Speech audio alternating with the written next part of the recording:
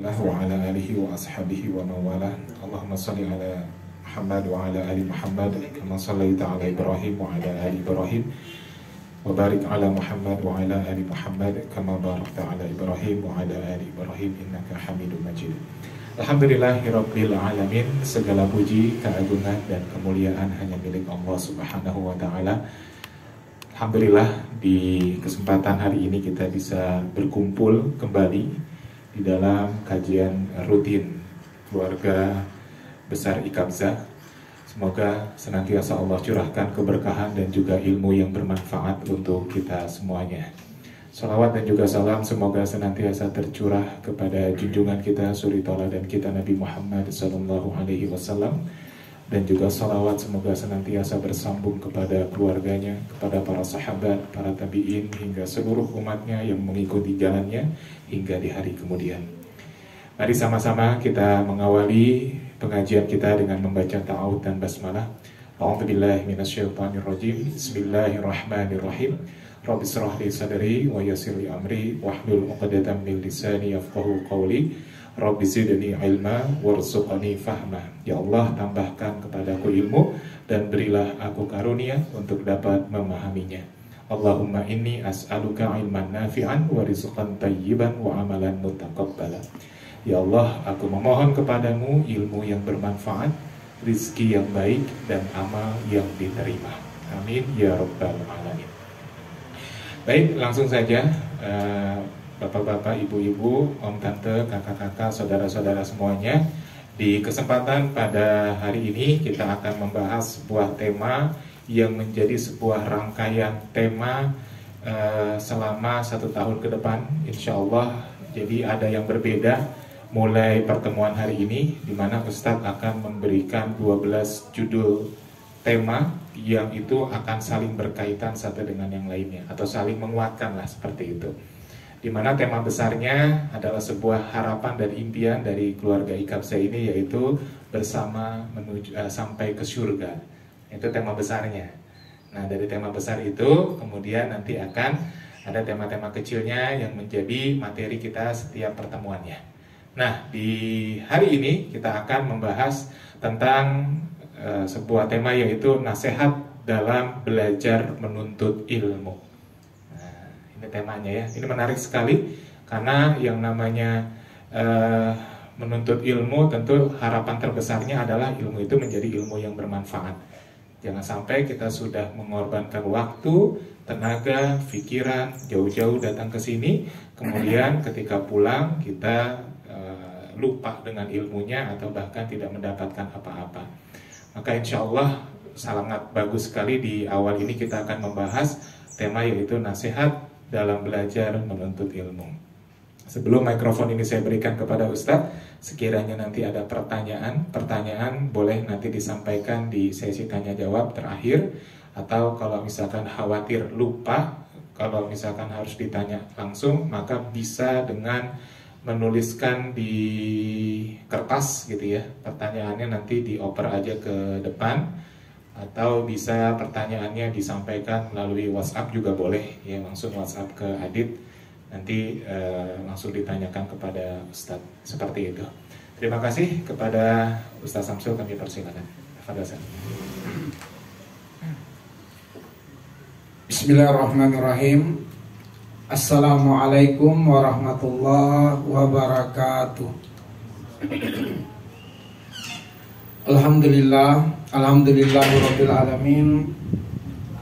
Wassalatu wassalamu ala asyrafil anbiya'i wal mursalin wa ala alihi wa sahabatihi ajma'in, amma ba'du. Allahumma anfa'na bima 'allamtana wa 'allimna ma yanfa'una wa zidna ilman. Walhamdulillah ala kulli hal wa na'udzubillahi min hali ahlin nar. Baik Bapak dan Ibu, keluarga besar Iqabzah, semoga rahmat Allah selalu tercurahkan bagi kita semua. Senantiasa kita berharap dan terus berdoa kepada Allah Subhanahu wa taala, semoga umur kita semua dipanjangkan Allah dalam kebaikan dan dalam ketaatan di sisinya. Semoga Allah Subhanahu wa Ta'ala memberikan keberkahan pada pertambahan usia kita hari ke hari. Semoga bertambahnya usia, bertambah ilmu, bertambah amal solehnya, dan bertambah dekat dengan Allah Subhanahu wa Ta'ala. Dan semoga keistiqomahan keluarga ini untuk terus berkumpul, bersilaturahmi, bermulazamah dengan ilmu menjadi sebab Allah mengumpulkan keluarga ini di dalam surga dan kembali bersilaturahmi di dalam surga dan bernostalgia di dalam surga tentang kebaikan-kebaikan yang pernah dilakukan secara jamaah ketika hidup di dunia. Amin ya Allah ya Rabbal Alamin. Baik Bapak dan Ibu sekalian, keluarga Ikabza yang dimuliakan oleh Allah Subhanahu wa Ta'ala, seperti yang telah disampaikan di awal, bahwa materi kita adalah tentang nasihat dalam belajar dan menuntut ilmu. Dan ini adalah nasihat yang sangat penting untuk kita semua, mengingat perkataan para ulama, diantaranya adalah Imam Bukhari rahimahullahu ta'ala, al-ilmu qablal qawli wal amali, bahwa ilmu itu menjadi awal bagi seseorang sebelum dia berucap atau sebelum bertindak melakukan sesuatu. Karena itulah ilmu adalah dasar dalam melakukan suatu urusan atau aktivitas. Namun dalam belajar dan menuntut ilmu, supaya ilmu-ilmu itu benar-benar mendatangkan maslahat dan menjadi hujjatun lana, kebaikan yang kita dapatkan dari bertambahnya ilmu, maka perlu disampaikan sejumlah nasihat dalam belajar dan menuntut ilmu.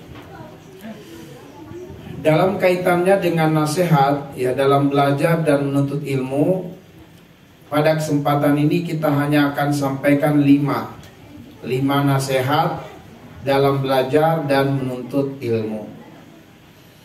Ya, 5 nasihat penting dalam belajar dan menuntut ilmu. Mari kita melangkah pada nasihat yang pertama. Dan nasihat yang pertama itu adalah amalan hati, yaitu niat. Maka hendaklah kemudian kita di dalam belajar dan menuntut ilmu menghadirkan niat, ya, menghadirkan niat untuk 4 hal. Ya.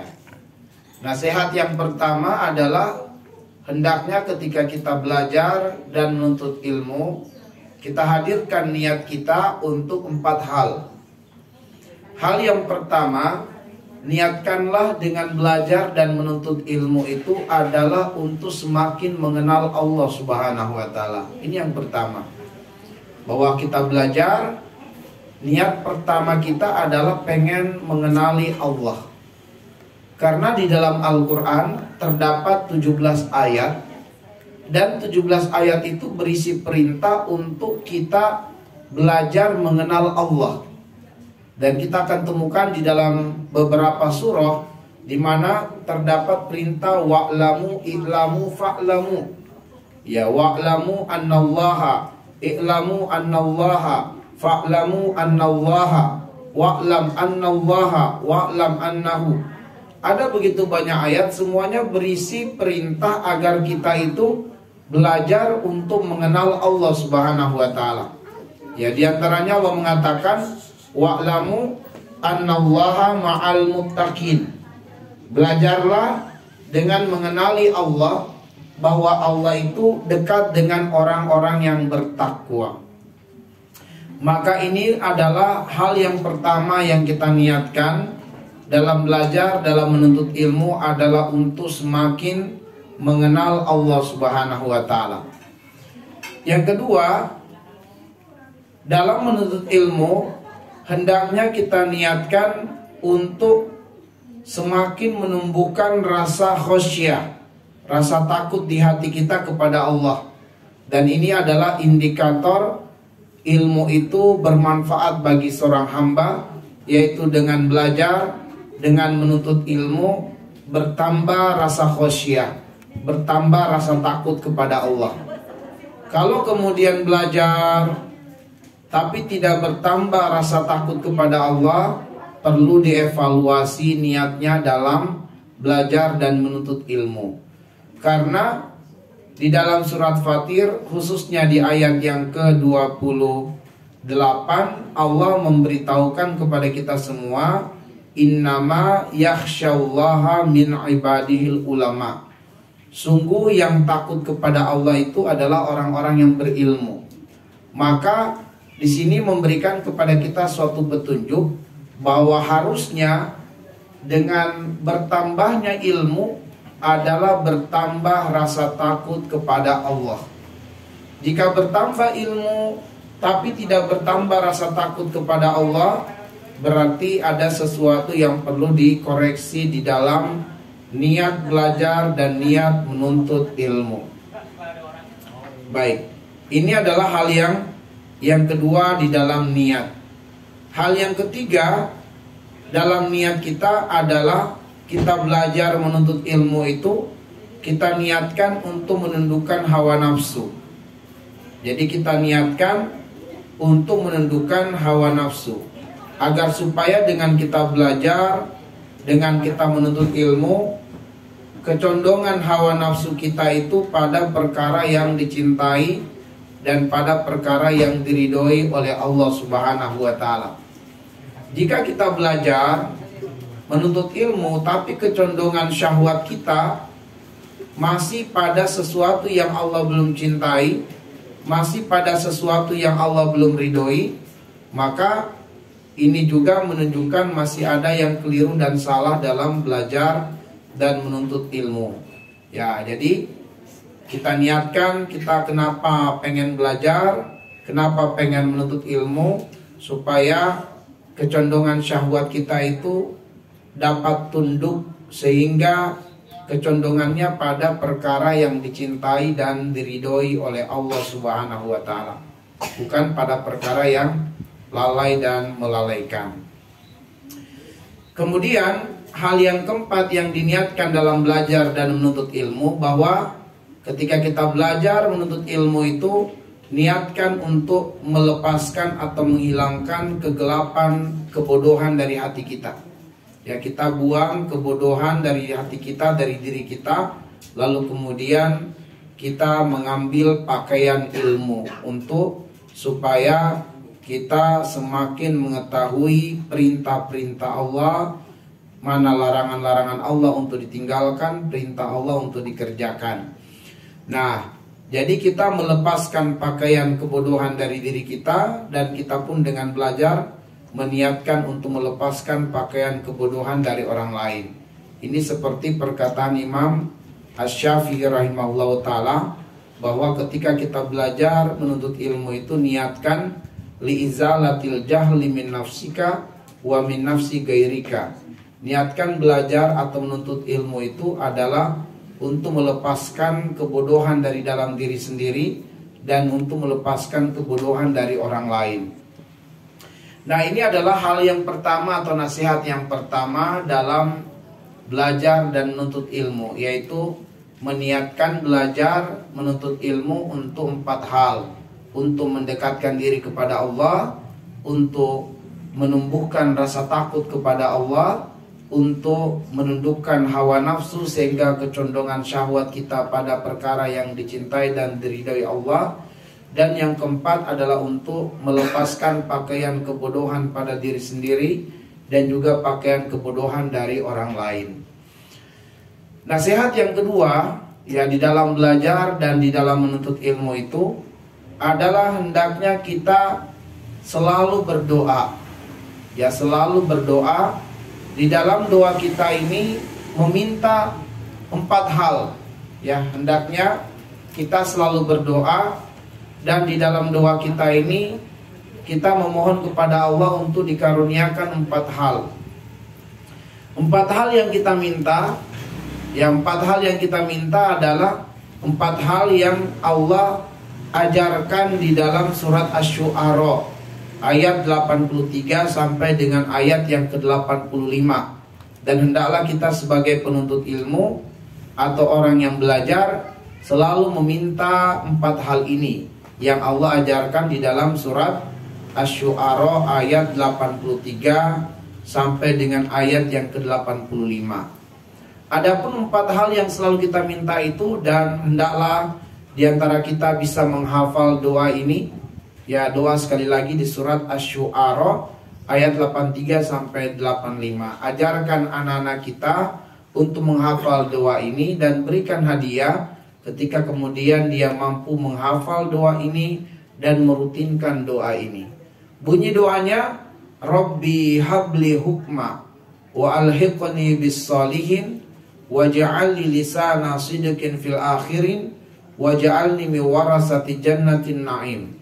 Artinya, Rabbi ya Tuhanku, habli hukma, karuniakanlah kepadaku ilmu hikmah.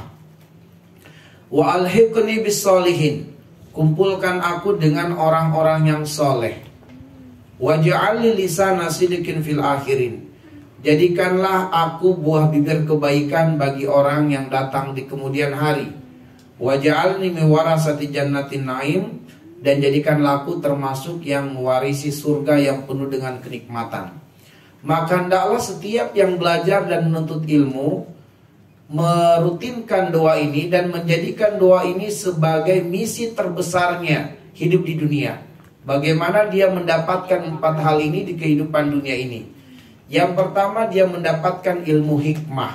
Nah, karena itulah kalau kita perhatikan dari 4 doa ini yang harus dijadikan sebagai misi terbesar kita selagi hidup di dunia, ternyata misi terbesar kita hidup di dunia itu adalah bukan untuk mengumpulkan harta sebanyak-banyaknya, tetapi adalah untuk kita mengumpulkan ilmu sebanyak-banyaknya. Dan mengumpulkan ilmu adalah ilmu hikmah, yaitu ilmu yang membuat kita semakin dekat dengan Allah, bukan ilmu yang membuat kita semakin jauh dari Allah. Ilmu hikmah itu adalah ilmu yang membuat kita konsisten dan komitmen dalam menjalankan kebaikan dan ketaatan. Ilmu hikmah itu adalah ilmu yang membuat kita konsisten dengan kebenaran dan memberikan manfaat seluas-luasnya kepada manusia. Itu adalah makna dari ilmu hikmah yang disebutkan oleh Imam Ibnu Katsir rahimahullahu ta'ala. Maka mintalah kepada Allah dikaruniakan ilmu hikmah. Dan seseorang yang mendapatkan ilmu hikmah, maka dia akan mendapatkan kekayaan yang berlimpah di dunia ini dan juga di akhirat tentunya. Jadi meskipun kemudian kita tidak diajarkan oleh Allah untuk minta harta sebanyak-banyaknya di dunia, tapi Allah tahu hajat kita. Kalau ilmu yang menjadi prioritas kita untuk selalu kita bermohon kepada Allah agar dikaruniai oleh Allah dan bertambah ilmu hikmah setiap hari, ya, maka kita akan mendapatkan kekayaan yang berlimpah sebagaimana janji Allah, yu'til hikmata man yasha wa man yu'tal hikmata faqad utiya khairan katsira. Allah berikan ilmu hikmah kepada siapa yang dia kehendaki di antara hambanya, dan sesiapa yang mendapatkan ilmu hikmah, dia mendapatkan kekayaan yang berlimpah. Kemudian hal yang kedua yang kita minta kepada Allah sebagai prioritas untuk kepentingan diri kita dan juga misi kita di dunia ini adalah wa alhiqni bisolihin, berkumpul dengan orang-orang yang soleh. Kita harus selalu bertekad bisa bersama dengan orang-orang yang soleh, dengan orang-orang yang baik, orang-orang yang ahli masjid, yang ahli Al-Quran, ahli cinta ilmu. Maka hendaklah kita selalu bisa berkumpul bersama dengan mereka dan dikomunitaskan dengan mereka. Sebab ini merupakan karunia Allah kepada hambanya, jika hamba itu bisa berada, bermajelis, berkawan, berteman, berkomunitas dengan orang-orang yang soleh. Dan juga di dalam doa ini mengandung perintah untuk kita menciptakan lingkungan orang soleh. Jadi jangan menuntut kawan kita harus soleh, tapi kitalah yang menjadi kawan yang soleh bagi orang lain. Dalam arti ada tanggung jawab moral untuk kita ciptakan kondisi bertambah keluarga yang soleh, bertambah sahabat yang soleh, bertambah teman yang soleh. Jika kita menemukan di sekitar kita tidak soleh, maka kitalah yang harus menjadi yang orang lain mendapatkan hidayah untuk menjadi soleh. Ya, kita menjadikan diri kita sebagai agen-agen orang lain mendapatkan hidayah dari Allah sehingga menjadi pribadi yang soleh. Karena ada bahayanya kalau kita berkomunitas dengan orang yang tidak soleh. Di dalam surat Al-Mudatsir, di antara penyebab manusia banyak masuk ke dalam neraka adalah wa kunna nakhudu ma'al khaidin, yaitu salah gaul, salah berkawan, salah berteman. Dia berkomunitas dengan orang-orang yang tidak soleh, dia berkawan dengan orang-orang yang tidak soleh, maka itu menjadi sebab dia pun berat menjalankan sejumlah ibadah, bahkan jiwanya condong pada perbuatan dosa dan maksiat. Maka akhirnya kemudian buah pertemanan dengan orang yang tidak soleh ikut-ikutan menjadi tidak soleh. Nah, inilah pentingnya kita berkawan, berkomunitas, berkumpul dengan orang yang soleh, atau pentingnya kita menciptakan lingkungan masyarakat yang soleh, keluarga yang soleh. Nah, di antara programnya adalah kita buat program pengajian keluarga dan kita rutinkan. Ya, kita komitmen untuk merutinkan ini, sebab program ini insya Allah bisa menjadi cikal bakal anak-anak kita, generasi kita, keturunan kita menjadi generasi yang soleh, dan mereka memperkuat ukhuwah persaudaraan sehingga terbangunlah ikatan persaudaraan yang soleh. Lalu hal ketiga yang kita doa kepada Allah untuk kepentingan pribadi kita atau misi hidup kita di dunia adalah waj'alni lisana sidikin fil akhirin. Kita bertekad agar kesempatan hidup kita di dunia ini termaksimalkan untuk menjadi ladang kebaikan. Kita berikan manfaat kepada orang sebanyak-banyaknya, sehingga orang-orang tidak mengenali diri kita kecuali kebaikan. Dan kalau kita meninggal dunia, orang-orang atau keluarga tidak berbicara tentang diri kita kecuali kebaikan kita. Jika kita meninggal dunia dan orang-orang di sekitar banyak berbicara tentang kebaikan-kebaikan kita, atau keluarga berbicara tentang kebaikan-kebaikan diri kita, maka ini adalah diantara ciri alamat meninggal dengan husnul khotimah. Tapi kalau kemudian setelah meninggalnya orang-orang bercerita tentang keburukannya, kekurangannya, maka itu adalah diantara ciri su'ul khotimah. Ya, ciri meninggal dalam keadaan buruk. Nauzubillah min zalik. Nah, jadi hendaklah kemudian kita bertekad bagaimana kesempatan hidup kita di dunia ini bisa termaksimalkan, banyak kebaikan yang kita lakukan, banyak manfaat yang kita sumbangkan, sehingga orang-orang mengenali kita dengan kebaikan-kebaikan kita. Di dalam Al-Quran kita diberikan petunjuk oleh Allah di dalam surah An-Nur, ya, di ayat yang ke-48, 47-48, bagaimana kita disuruh oleh Allah mengambil pelajaran dari hujan. Hujan yang turunnya hanya sesaat, ya, tetapi kemudian efek daripada hujan itu adalah yuhyil ardo ba'da mautiha. Allah menghidupkan bumi yang tandus, yang kering, yang mati menjadi hidup kembali. Bagaimana bumi yang tandus, kering dan gersang menjadi hidup kembali dengan sebab hujan yang turun hanya beberapa saat saja. Nah, bagaimana hidup kita di dunia ini yang singkat dan sementara, tapi meninggalkan jejak positif yang baik bagi orang-orang yang hidup, sehingga mereka atau orang yang hidup tidak bercerita tentang diri kita kecuali kebaikan.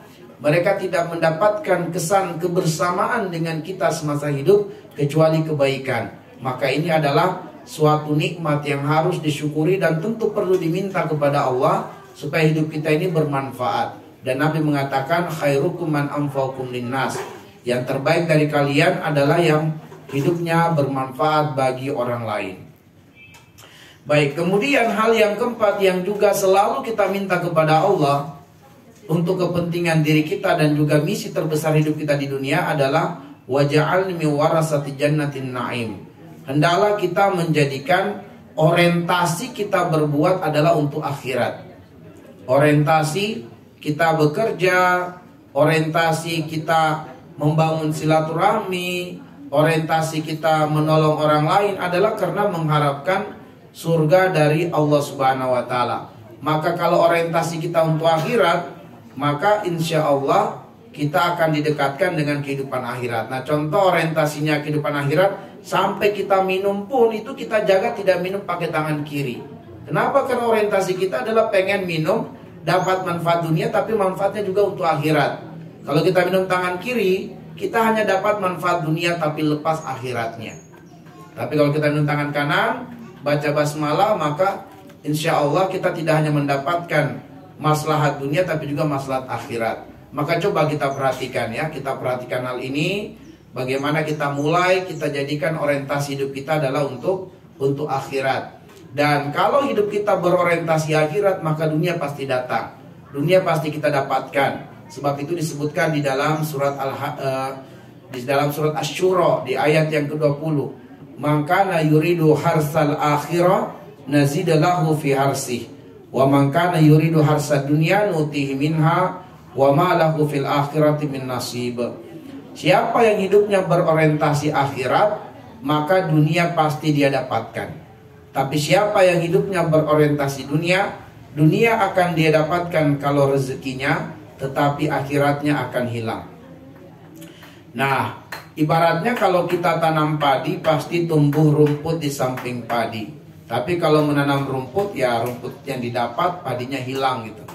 Nah, baik ma'asyiral muslimin wal muslimat, Bapak dan Ibu sekalian, inilah nasihat yang kedua, yaitu hendaklah setiap kita yang belajar dan menuntut ilmu memohon kepada Allah untuk mendapatkan 4 hal, atau menjadikan prioritas hidup kita di dunia mendapatkan 4 hal, yaitu mendapatkan ilmu hikmah, mendapatkan komunitas orang-orang yang soleh, mendapatkan kesempatan hidup di dunia yang bermanfaat dan dirasakan manfaatnya oleh umat, sehingga kita menjadi buah bibir kebaikan, dan berkesempatan hidup di dunia dengan berorientasi akhirat. Kita bekerja adalah bekerja lillah, ya, kita bekerja karena Allah. Begitu ada penghasilan, dengan penghasilan itu kita sudah peta-petakan penghasilan kita untuk nafkah, untuk sedekah, untuk menjalankan kewajiban ketaatan kepada Allah, haji dan umroh mulai ditabung, selebihnya diputar modal lagi, dan seterusnya. Nah, itu artinya adalah kita bekerja orientasinya adalah lillah. Baik, selanjutnya nasihat yang ketiga, ya, nasihat yang ketiga bagi setiap para pembelajar dan penuntut ilmu untuk memaksimalkan semua potensi-potensi indranya untuk mendapatkan ilmu. Jadi potensi-potensi indera yang Allah titipkan kepada kita maksimalkan untuk mendapatkan ilmu. Jika potensi indera kita maksimalkan untuk mendapatkan ilmu, maka itulah tanda kita bersyukur atas nikmat indera yang Allah berikan. Sebab dikhawatirkan kalau kita tidak mensyukuri nikmat indera ini, dikhawatirkan Allah mencabut nikmat indera tersebut. Ya. Nah, misalnya adalah firman Allah Subhanahu wa taala di dalam surat An-Nahl di ayat yang ke-78, Allah mengatakan, wallahu akhrajakum min butuni ummahatikum la ta'lamuna syai'a wa ja'ala lakumus sam'a wal absara wal af'ida la'allakum tashkurun.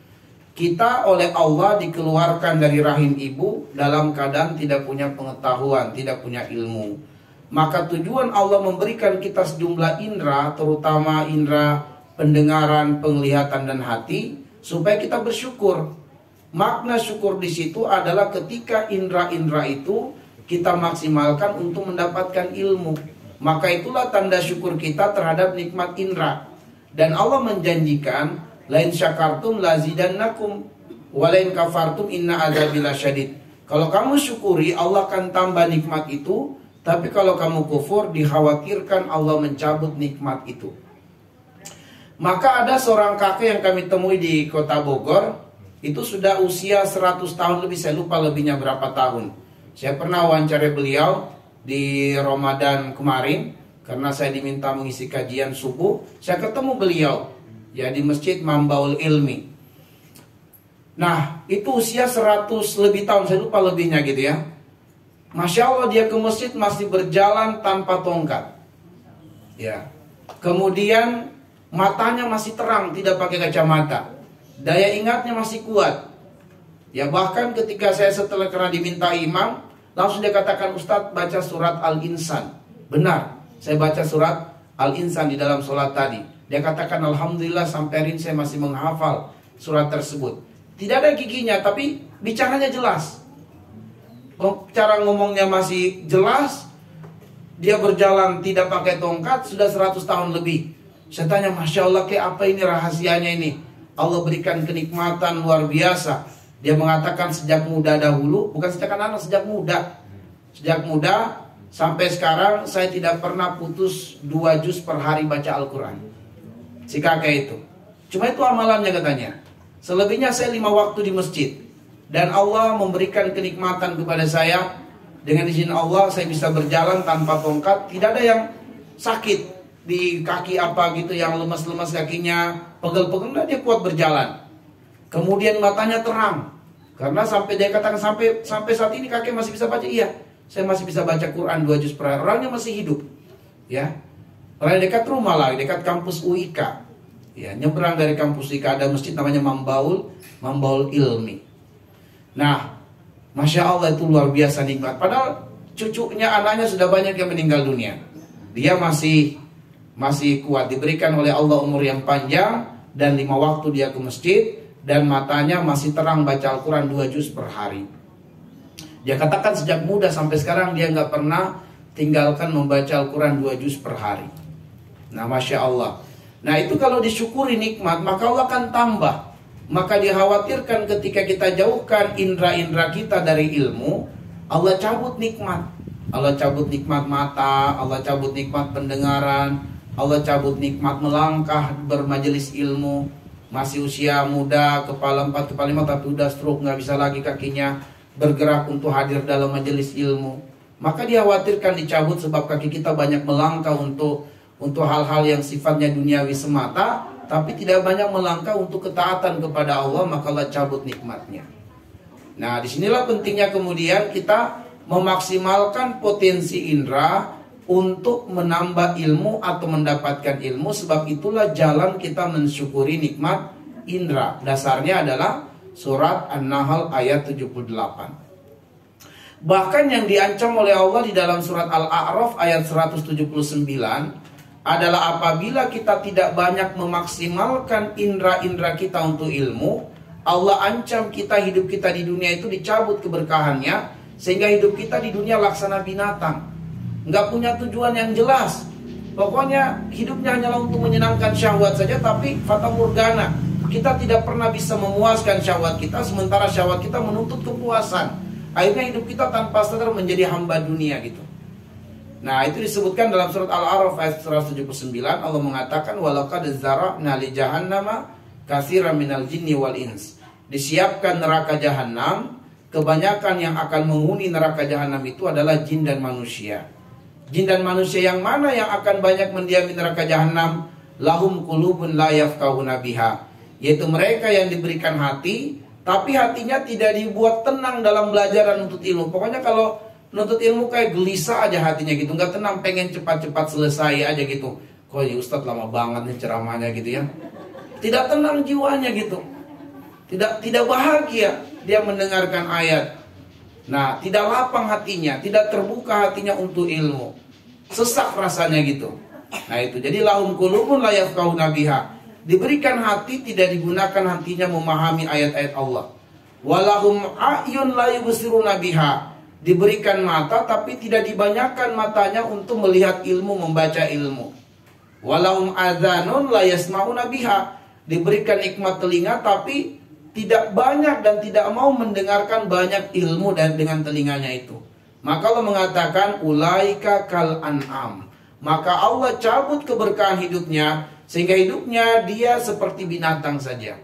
Ya, tidak jelas nih, keinginannya hanya pengen memuaskan syahwatnya, sementara syahwatnya tidak pernah bisa terpuaskan dengan nikmat dunia. Nabi bilang andaikan dia mendapatkan 1 lembah emas, niscaya dia akan masih mencari lembah emas yang kedua.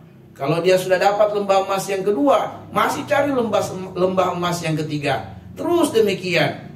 Hatta ya'tiyahul yakin, sampai datang kepadanya kematian, dia tidak berubah-berubah. Atau ayat menyinggungnya, alhaakumut takatsur hatta zurtumul maqabir. Sudah didatangi kematian, masih juga pikirannya adalah harta.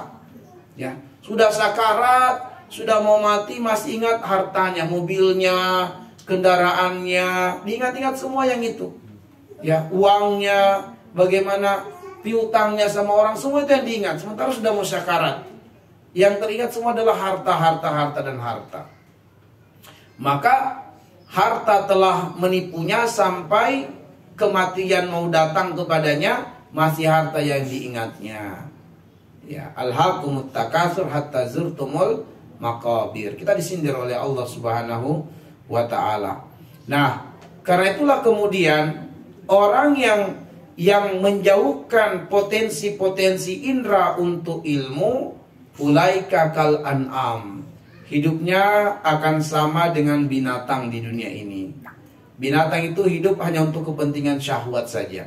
Dan binatang selagi untuk kepentingan syahwat halal. Makanya binatang halal saling menerkam satu dengan yang lainnya. Binatang saling membunuh halal. Binatang demi kepentingan syahwatnya mereka berzina, halal bagi binatang itu. Tapi kalau manusia hari ini demi kepentingan syahwatnya mereka berbuat zina, seperti mohon maaf ya, ada berita viral sesama oknum aparat kepolisian, laki dan perempuan, polwan dan polisi, masing-masing sudah punya pasangan sebenarnya, tapi kemudian mereka ya berzina, dan kemudian ketika terjadi perzinahan, si perempuan ini jatuh dari ranjang, terbentur kepalanya dan meninggal dunia, meninggal dalam keadaan berzina, yaitu viral beritanya di medsos. Nauzubillah min zalik. Nah, jadi potensi-potensi keduniaan yang diberikan oleh Allah hanya untuk kepentingan syahwat, maka ulaika kal an'am. Ya, dia sudah punya pasangan yang halal, yang sah, yang setiap kali dia melakukan hubungan jima dapat pahala, tapi dia tidak bersyukur dengan itu, dia cari yang haram, dan akhirnya Allah takdirkan kematiannya dengan jalan berzina. Nauzubillah summa nauzubillah min zalik. Nah, atau coba lihat bagaimana kasus yang juga viral, ya, menantu berzina dengan mertuanya, ibu mertuanya. Ini sudah sama binatang gitu ya.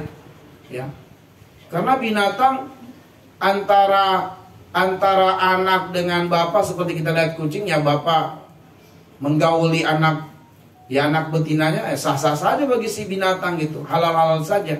Tapi hari ini manusia, nauzubillah, seorang bapak yang menzinahi putri kandung sendiri, anak kandung laki-laki berzina, bahkan menikah dengan ibu kandung sendiri. Itu di Indonesia sudah banyak keanehan-keanehan seperti itu, dan viral, ya, terberitakan, nauzubillah.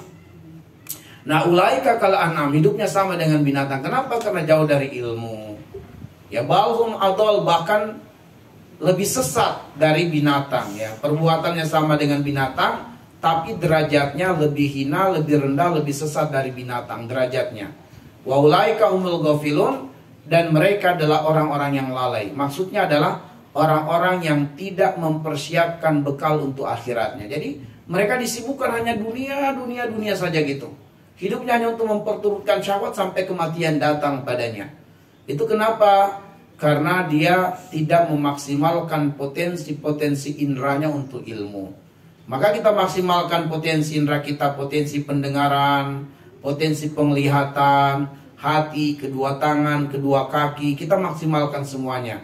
Dan potensi-potensi pendukungnya seperti harta, kendaraan, kita maksimalkan untuk supaya kita bisa bermulazamah dengan ilmu. Baik, ini adalah nasihat yang ketiga, ya. Selanjutnya kita melangkah kepada nasihat yang keempat. Nah, nasihat yang keempat adalah langgengkan ilmu dengan membudayakan 3 hal. Jadi kalau kita pengen ilmu itu langgeng, kita pengen ilmu ini terus bertambah dalam kehidupan kita, maka biasakan 3 hal. Biasakan 3 hal atau budayakan 3 hal. Dan budayakan 3 hal ini petunjuknya di dalam surat Al-Alaq. Ya, Iqra bismi rabbikal ladzi khalaq, khalaqal insana min 'alaq, Iqra wa rabbukal akram alladzi 'allama bil qalam. Nah, di situ petunjuknya di bagian ayat yang kelima, 'allamal insana ma lam ya'lam. Allah akan mengajarkan apa yang manusia belum ketahui. Jadi kalau kita pengen ilmu kita terus bertambah dan yang sudah kita dapatkan itu langgeng dalam arti tidak hilang, tidak terlupakan, bahkan Allah tambah terus ilmunya dan dimudahkan beramal dengannya, maka Allah memberikan petunjuk budayakan 3 hal. Hal yang pertama dibudayakan adalah budayakan membaca. Ya. Apa yang harus kita baca? Baca ilmu. Apa itu ilmu? Ilmu itu hanya 2 saja. Yang pertama, al-khabar as-shadiq. Semua berita wahyu itu ilmu. Maka mulailah kita banyak baca Al-Quran dengan terjemahannya. Dan juga mulai kita membeli beberapa kitab hadis dan baca hadis. Mulailah hadis-hadis pilihan dulu. Baca tentang 40 hadis pilihan. Mungkin kita mulai dari hadis Al-Arba'in An-Nawawiyah, 40 hadis Imam An-Nawawi, atau 40 hadis yang ditulis oleh Imam Ibnu Katsir, 40 hadis yang ditulis. Banyak sekali ulama-ulama yang menulis 40 hadis. Kenapa? Karena ada keutamaan untuk mempelajari 40 hadis dari Nabi Shallallahu Alaihi Wasallam. Maka kita mulai. Atau ada 100 hadis-hadis pilihan yang kita mulai baca itu dulu. Jadi kita baca Quran dengan terjemahannya supaya kita tahu artinya. Kemudian kita mulai juga membaca kitab-kitab hadis Nabi, hadis-hadis pilihan. Alangkah bagusnya kalau dengan ada syarahnya, penjelasannya untuk setiap hadis, kita mulai. Nah, itu yang disebut dengan al-khabar as-shadiq, berita wahyu, yaitu Al-Quran dan hadis. Yang kedua, al-bahsu al-muhaqqaq. Bacalah tulisan-tulisan atau kitab-kitab para ulama tentang hal-hal yang mengajari kita bagaimana bertambah sakofah keislaman kita. Bagaimana sifat wudhunya Nabi, kita mulai baca. Bagaimana tata cara mandi wajibnya Nabi. Semua ini bukunya banyak sekali. Para ulama konsen di dalam menulis buku-buku dan sangat banyak sekali bukunya. Tinggal kita mulai mau membaca. Ya, bukunya ada sifat sholatnya Nabi ada, sifat sedekahnya Nabi ada, bagaimana kehidupan Nabi sehari-harinya. Imam At-Tirmidzi menulis buku Syama'il Muhammadiyah, ya bagaimana kehidupan Nabi 24 jam, ya mulai dari bangun tidurnya sampai tidurnya kembali, ada semua bukunya, ditulis oleh para ulama berdasarkan riwayat-riwayat yang sahih. Maka ini disebut dengan al-bahs wal muhaqqaq, hasil riset, hasil penelitian, hasil pengkajian para ulama tentang ayat dan hadis. Jadilah sebuah buku yang kemudian bermanfaat bagi kita semua. Kita pengen terjun dalam dunia bisnis, cari bukunya penjelasan para ulama tentang bisnis tersebut gitu. Ya, kita baca buku-buku tentang bisnis, ya tentang akad, tentang muamalah dan seterusnya, tentang ekonomi, tentang masalah warisan nih. Banyak keluarga kita yang meninggal dunia, meninggalkan warisan, bagaimana cara pembagiannya? Kita mulai baca bukunya, atau kita bertanya kepada ustadz, atau kita buat pengajian tentang masalah warisan. Ala kulli hal, banyak sekali ilmu yang harus kita ketahui. Ilmu-ilmu dasar lah dulu. Tak perlu sampai terlalu mendalam, tapi setidaknya apa yang kita butuhkan itu harus ada dasarnya. Sebab al-ilmu qablal qawli wal amal. Maka budayakanlah membaca. Bacalah ilmu, dan ilmu itu hanya 2 saja ilmu itu. Pertama berita wahyu, yang kedua hasil tulisan-tulisan para ulama tentang ayat dan hadis, penjelasannya, syarahnya dan seterusnya. Maka itu adalah ilmu. Budayakan membaca. Yang kedua adalah budayakan bertanya untuk perkara yang tidak kita ketahui. Fas'alu ahla dzikri in kuntum la ta'lamun. Nah, tujuannya kita bertanya itu adalah semakin menumbuhkan pemahaman atas apa yang sudah kita baca. Maka di situ ada pengulangan kata ikra. Ikra bismi rabbikal ladzi khalaq, khalaqal insana min 'alaq. Ikra. Nah, pengulangan di sini adalah baca untuk semakin memahami. Dengan cara apa? Dengan kita diskusikan apa yang kita baca.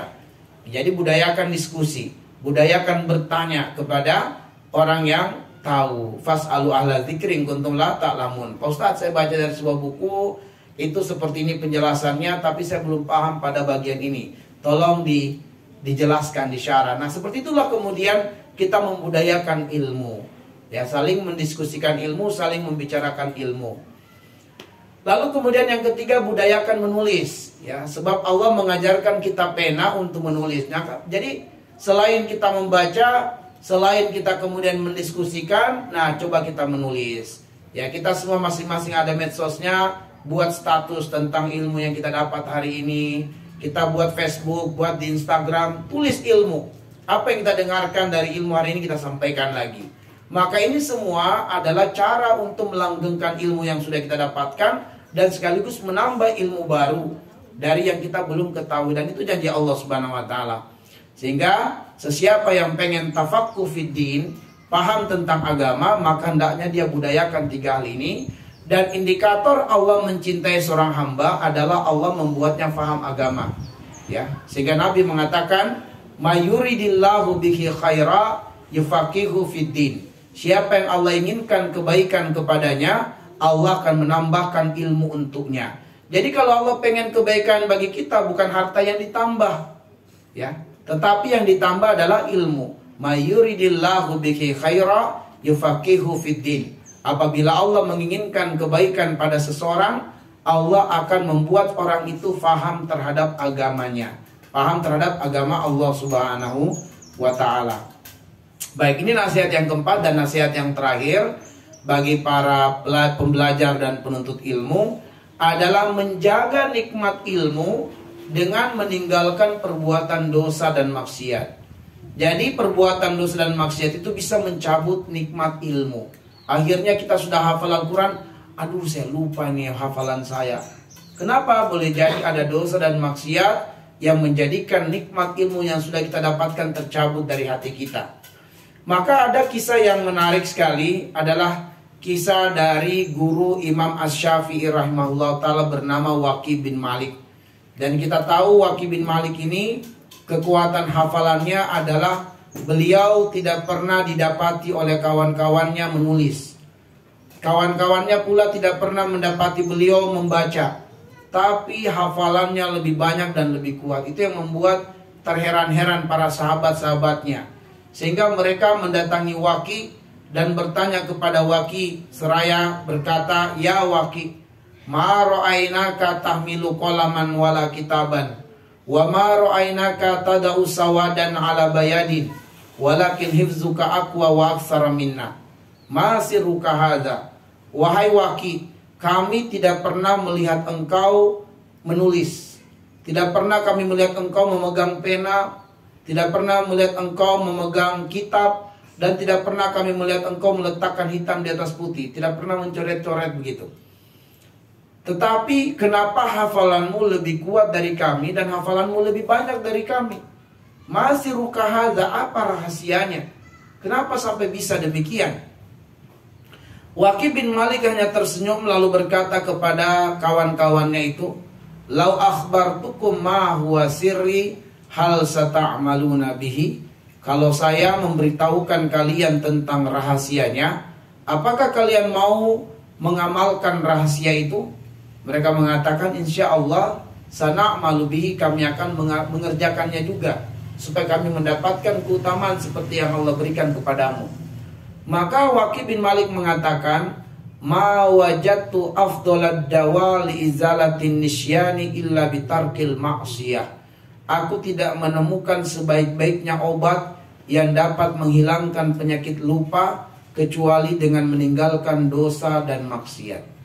Jadi dosa dan maksiat ini kalau ditinggalkan menguatkan daya ingat, menguatkan analisa, menguatkan pemahaman tentang suatu persoalan, dan membuat kita mampu mengetahui, memahami rahasia di balik ayat-ayat Allah ataupun dari hadis-hadis Nabi SAW. Petunjuk langsung dari Allah Subhanahu wa ta'ala ketika kita menjauhkan mata kita dari dosa dan maksiat, kita jauhkan pendengaran kita dari dosa dan maksiat, kita jauhkan lisan kita dari dosa dan maksiat, kita jauhkan kedua tangan, kedua kaki kita dari dosa dan maksiat, maka kita akan dapati ayat ini, Masya Allah, terbuka bagi hati kita, pikiran kita. Begitu kita baca ayat, kita baca terjemahnya, langsung banyak pelajaran-pelajaran, hikmah-hikmah yang kita rasakan di depan kita. Langsung kita dapatkan faedahnya, manfaatnya, pelajaran-pelajarannya. Nah, ma'asyiral muslimin, azani Allah wa iyyakum. Karena itulah kemudian nasihat yang terakhir adalah bagaimana kita meninggalkan dosa dan maksiat demi menjaga langgengnya nikmat ilmu pada diri kita. Dan bagaimana Imam Asy-Syafi'i rahimahullah ta'ala ketika beliau mengadu kepada gurunya Waqi bin Malik tentang buruknya hafalannya. Jadi Imam Syafi'i pernah mengeluhkan tentang hafalannya yang memburuk. Kita tahu Imam Syafi'i jika dia hendak menghafal dan satu halaman buku terbuka, maka beliau hanya sekali membaca langsung terhafal satu halaman buku. Itu kekuatan hafalan Imam Syafi'i. Sekali dia baca, bukan 2 kali, bukan 3 kali, sekali, dan itu dengan pandangan yang bukan butuh waktu berjam-jam. Dia lihat sekilas saja. Dia baca baris pertama, baris kedua sampai baris terakhir langsung terekam di memori beliau, saking kuatnya hafalan Imam Asy-Syafi'i rahimahullah. Tapi pada suatu waktu beliau pernah mengeluh hafalannya itu memburuk, melemah. Maka dia datang kepada gurunya Waqi bin Malik meminta nasihat. Maka Waqi bin Malik menasihatinya agar meninggalkan dosa dan maksiat. Ya, maka Imam Syafi'i membuat sebuah syair, syakautu ila Waqi an su'i hifzi fa arsyadani ila tarkil ma'asi wa akhbarani bi annal ilma nurun wa nurullahi la yuhdalil asi. Kata beliau, aku pernah mengadu kepada guruku tentang buruknya hafalanku, lalu beliau menasihatiku agar meninggalkan dosa dan maksiat, lalu mengabarkan kepadaku bahwa ilmu adalah cahaya dan cahaya Allah tidak akan diberikan kepada orang yang bermaksiat kepada Allah. Baik, inilah 5 nasihat yang bisa kami sampaikan dan sajikan di kajian Iqabsah pada hari ini sebagai mukadimah di bulan yang pertama tahun 2023, yaitu dengan nasihat kita belajar dan menuntut ilmu. Dan ada 5 nasihat yang kami sampaikan tadi, kami ulang secara garis besar. Yang pertama adalah meniatkan 4 hal dalam belajar dan menuntut ilmu. 4 hal itu: niatkan untuk mengenal Allah, niatkan untuk semakin tumbuh rasa takut kepada Allah, niatkan untuk menundukkan hawa nafsu, dan niatkan untuk melepaskan pakaian kebodohan pada diri sendiri dan juga orang lain. Ini hal yang pertama, nasihat yang pertama. Nasihat yang kedua adalah berdoa kepada Allah, meminta 4 hal. Hal yang diminta itu, yang pertama minta supaya ditambahkan ilmu hikmah, yang kedua minta supaya berkawan dengan orang-orang soleh, yang ketiga minta agar hidupnya bermanfaat di dunia ini, dan minta agar orientasi hidupnya untuk akhirat. Dan petunjuk doa ini terdapat di dalam surat Asy-Syu'ara ayat 83 sampai 85. Kemudian nasihat yang ketiga adalah hendaknya memaksimalkan potensi indera untuk menuntut ilmu sebagai tanda syukur kepada Allah. Memaksimalkan potensi indera untuk mendapatkan ilmu sebagai tanda syukur kepada Allah. Dengan bersyukur nikmat ditambah, dengan kufur nikmat tercabut. Lalu kemudian nasihat yang keempat adalah membudayakan 3 hal untuk melanggengkan ilmu, yaitu membudayakan banyak membaca, membudayakan mempertanyakan atau mendiskusikan ilmu, dan membudayakan menulis. Dan petunjuk nasihat ini terdapat di dalam surat Al-Alaq ayat 1 sampai dengan ayat yang kelima. Dan kemudian nasihat yang terakhir adalah menjaga nikmat ilmu dengan meninggalkan dosa dan maksiat kepada Allah Subhanahu wa taala, sebab dosa dan maksiat dapat mencabut nikmat ilmu dari hati seorang penuntut ilmu. Allahu alam bisawab. Inilah 5 nasihat penting bagi para pembelajar dan penuntut ilmu. Mudah-mudahan Allah Subhanahu wa taala mengaruniakan kita potensi-potensi untuk dapat mengamalkan petunjuk-petunjuk ilahiyah demi mendapatkan keberkahan dalam belajar dan menuntut ilmu. Nasallallahu ayyaj'alana minal ladzina yastami'una al-qawla wa yattabi'una ahsana. Kami kembalikan kepada Saudara Adit sebagai moderator. Falyatafaddal maskura ma'jura. Baik, alhamdulillahirabbil alamin. Syukran jazakallahu khairan katsiran. Barakallahu fiik atas sharing ilmunya yang luar biasa pada pagi hari ini. Dan langsung saja kita akan buka untuk sesi tanya jawab. Silakan kepada jamaah yang mau bertanya. Ada Kak Indra 1, siapa lagi? Siapa? Mami 2, 1 lagi. 3 orang dulu boleh? Belum ada? Ya udah 2 orang dulu aja ya. Sama Tante Eni. Oke, dari Kak Indra dulu. Silakan Kak. Karena disebut-sebut mulu nama Andi. Bismillahirrahmanirrahim. Assalamualaikum warahmatullahi wabarakatuh. Pak Ustadz. Jadi gini,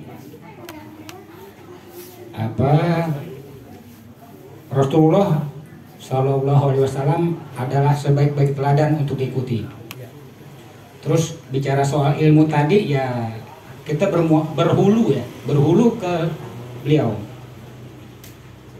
Banyak ulama udah menjelaskan tentang sifat-sifat kemuliaan Rasulullah, pemaaf dan sebagainya. Yang ingin saya tanyakan adalah justru sifat Rasulullah pernah marah.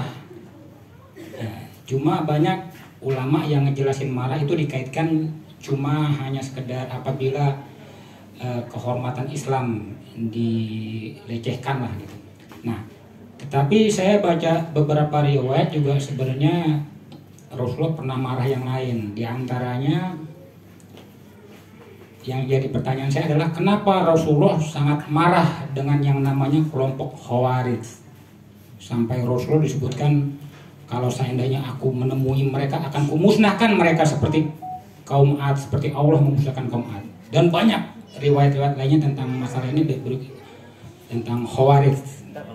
Ya, itu pertanyaan saya, kenapa Rasul sangat marah sekali dengan Khawarij? Apakah ciri-ciri mereka dan kenapa kok bisa disebut sama Rasulullah bahwasanya mereka akan jadi pengikutnya Dajjal, bahkan dia sampai akhir zaman nanti melawan Al-Mahdi. Nah, kemarah yang berikutnya adalah Rasulullah ketika pernah dalam hadis riwayat At-Tabari, Rasulullah marah ketika kakeknya Abdul Muthalib dihina nasabnya. Rasulullah marah benar. Ini hadis mutawatir karena seluruh sahabat dikumpulin. Hai Bilal, panggil, kumpulin sahabat. Nah, ketika dapat berita dari bibinya Sofiyah binti Abdul Muthalib, lagi ngobrol-ngobrol sesama perempuan, tiba-tiba nasabnya Rasulullah dihina oleh orang itulah. Ngadu ke Rasulullah, Rasul marah dengar. Nah, berarti pernah juga marah seperti itu. Itu dan pertanyaan saya berikut tadi tentang kenapa Rasul sampai marah banget terhadap yang namanya Khawarij, dan juga kok bisa sampai jadi pengikutnya Dajjal padahal mereka orang Islam. Nah, dan apa yang dimaksud dengan kelompok Nawasib atau Nasibi? Nah, itu pertanyaan saya buat Pak Ustadz. Berikutnya pertanyaan saya untuk jemaah nih. Nah, pengajian ini namanya Ikarza, Ikatan Keluarga Besar Kemas Zainal Abidin dan Zaleha.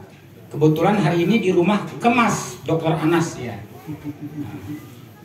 Kakeknya Kemas Zainal Abidin, ya cucunya Kemas juga, bapaknya Kemas Agus Salim. Nah, untuk diketahui atau saya tanya, apakah saudara-saudara sudah paham kenapa, dari mana nama Kemas, Mas Ayu, Mas Agus dan segelus ini? Nah, setelah yang saya pelajari adalah itu berdasarkan dari catatan perpustakaan Kesultanan Palembang Darussalam. Ternyata kita masih ada hubungan sama Cirebon. Ya, dari situ dan Demak. Ini kalau bicara Cirebon, ya, hubungannya itu Kemas dan Mas Ayu, Mas Agus itu ke Sunan Gunung Jati, rahimahullah. Nah, bicara soal Sunan Gunung Jati, berarti masih ada kaitannya dengan keturunan Rasulullah SAW. Alhamdulillah, mudah-mudahan insya Allah keluarga Ikabza ini masih termasuk keturunan Rasulullah SAW. Amin, insya Allah. Nah, pertanyaannya, pertanyaan gini, apakah saudara-saudari sini sudah pernah ziarah ke makam kuburan bapaknya? Udah pernah pasti kan? Apakah sudah pernah ziarah ke Abah, kuburannya Abah? Ziarah itu sunnah ya, bukan bid'ah. Ziarah itu sunnah. Rasulullah selalu hampir setiap malam ziarah ke makam baki. Itu dua. Pertanyaan saya, apakah jemaah di sini sudah tahu sejarahnya tentang memakai gelar Kemas Dimas, walaupun saya tidak pakai karena itu urutan apalah peraturan saya dari ibu, tapi ya tetap aja saya bersaudara dengan Kemas Ruby, walaupun saya bukan Kemas Muhammad Indra ya, nah, gitu, tetap kita saudara. Nah itu, terus pertanyaan berikutnya, berarti kalau bicara Sunan Gunung Jati, berarti mereka beliau adalah leluhurnya kita. Jangan pakai namanya doang Kemas, Nyimas, Mas Agus. Padahal kita masih dileluhur dengan Sunan Gunung Jati. Sudah pernahkah ziarah ke makam Sunan Gunung Jati? Belum. Nah, dijawab sama dia belum. Nah, niatin insya Allah. Niatnya apa? Ya kita ikutin, kita lakukan ziarah dengan niat sesuai tuntunan yang telah diajarkan Rasulullah untuk niat kematian dan menghormati leluhur kita. Gitu. Karena ibaratnya jangan pakai namanya kalau misalkan gelarnya lu belum pernah nengokin gue, ibaratnya gitu kan ya. Tapi aku percaya ke orang tua udah pernah pasti, nah, ke udah dan seterusnya gitu kan. Tapi ke Muhammad aja udah pernah belum? Nah itu bismillah diniatin gitu aja. Sekedar sebenarnya bukan pertanyaan buat jemaah, anjuran. Nah, jadi kita masih insya Allah keturunan Wali Songo kalau begitu. Tidak perlu dijawab anjurannya. Iya. Boleh tanggapin juga boleh. Iya gini. Nah oke, saya boleh silakan. Saya apa yang saya kepada saudara ini silakan ditanggapi. Terus juga gini. Tadi saya bawakan riwayat bahwa Rasulullah pernah marah ketika leluhurnya dihina, yaitu Abdul Muthalib, kakeknya dihina oleh orang jahat lah sebutlah. Ketika leluhur kita juga dihina, kita berarti boleh marah. Ketika Wali Songo dihina, ada yang menghina, sekelompok orang menghina Wali Songo, yang lu ngapain diarah ke Wali Songo? Bid'ah. Loh, ya silakan, ente nggak boleh diarah. Itu leluhur gua, buyut gua. Gua sama aja, lu udah diarah belum pernah diarah belum ke makam orang tua lu? Udah pernah. Nah iya, gua nih orang tua kami. Kalau lu nggak mau ziarah nggak apa-apa. Nah, kurang lebih gitu. Maksud saya kita boleh marah ketika leluhur kita dihina, apalagi mereka orang-orang soleh. Nah, demikian dari saya. Terima kasih. Assalamualaikum warahmatullahi wabarakatuh. Assalamualaikum warahmatullahi wabarakatuh. Oke, kita lanjut dulu pertanyaan berikutnya. Mungkin 2 pertanyaan dulu saja, karena dari Kak Indra tadi ada 2 sepertinya. Assalamualaikum warahmatullahi wabarakatuh. Terima kasih. Ustaz, saya mau tanya soal sholat, terutama untuk pribadi saya. Udah tinggal pagi atau sore ya kan, dipanggil pulang.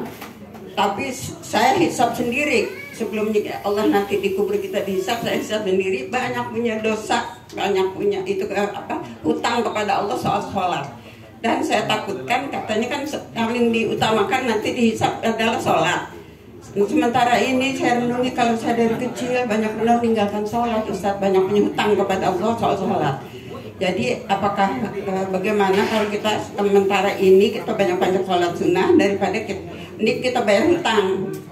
Ya kan, daripada sholat itu kita kan merasa banyak punya hutang kepada Allah soal sholat. Jadi bagaimana kalau saya bayar sholat, hutang sholat, kodok artinya? Nah, boleh apa tidak? Satu. Kedua, kalau saya keluar rumah setiap ngaji, selain dari nawaitu saya nuntut ilmu Allah, kedua silaturahmi.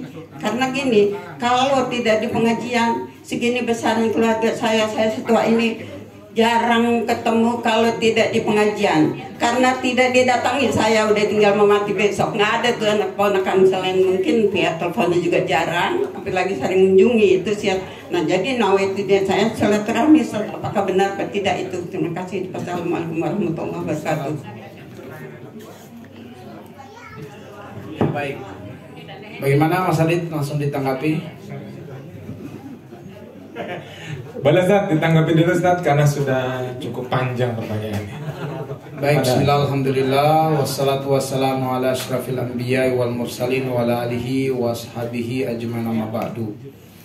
Nabi SAW sebagaimana penuturan Aisyah radhiyallahu anha, inna khuluqan Nabi SAW kana Al-Quran.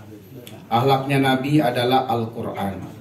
Dan Nabi SAW itu tidak akan pernah marah kalau pribadinya yang diganggu atau haknya beliau sebagai manusia yang dilecehkan, maka beliau tidak pernah marah.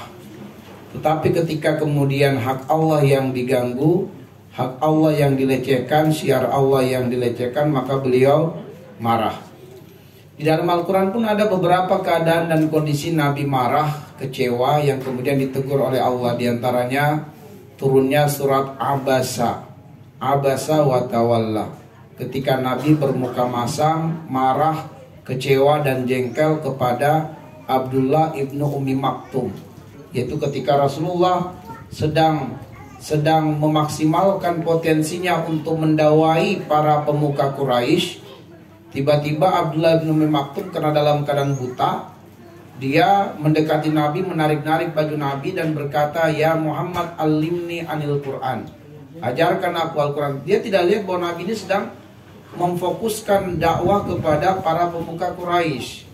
Dan pemuka Quraisy ini karena kesombongan yang masih besar pada diri mereka, ketika melihat Abdullah bin Ummi Maktum yang merupakan kalangan dari budak mendekati Nabi, mereka merasa terhina harus bersama dengan Nabi kalau ada orang lain yang rendah statusnya, stratanya. Maka di antara mereka mengatakan, "Ya Muhammad, bagaimana engkau meminta kami dekat dengan engkau sedangkan di sekitarmu adalah orang-orang hina di kalangan kami?" Makanya di antara penghalang terbesarnya mereka itu menerima hidayah adalah kesombongan dengan kekuasaan mereka, merasa dirinya lebih mulia karena harta dan seterusnya. Sehingga Nabi dikuatkan oleh Allah dengan turunnya ayat di surat Al-Kahfi ayat 28, "Wasbir nafsaka ma'alladzina yad'una rabbahum bil ghadati wal asyi yuriduna wajha." Sabarkan dirimu bersama dengan orang-orang yang mau berjuang di jalan Allah di waktu pagi, di waktu petang, semata-mata yang mereka inginkan adalah Allah. Dan jangan kamu palingkan pandanganmu dari para dai-dai Allah itu demi mendapatkan kepuasan dari orang-orang yang disibukkan hatinya dari zikrullah.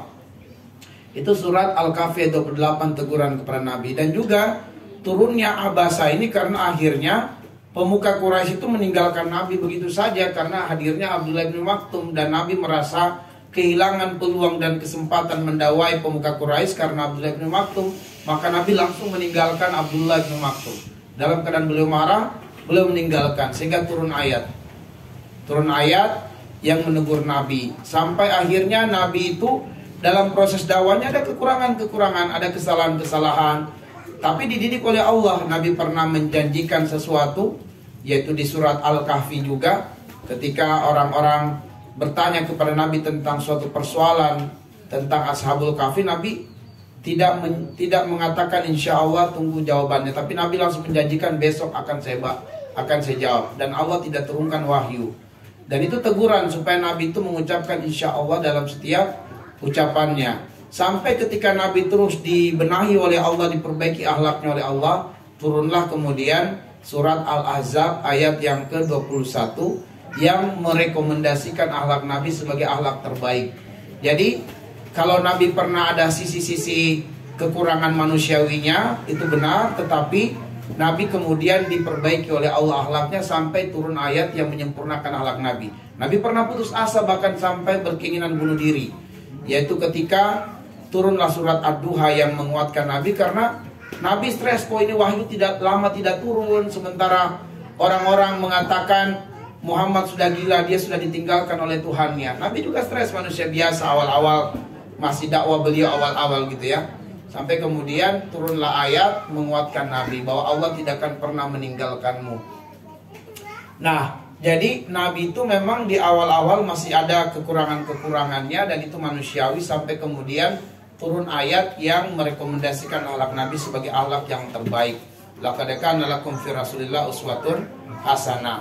Kalau kemudian saya belum pernah membaca tentang ada yang mencela nasabnya Rasulullah SAW dan kemudian Rasulullah marah.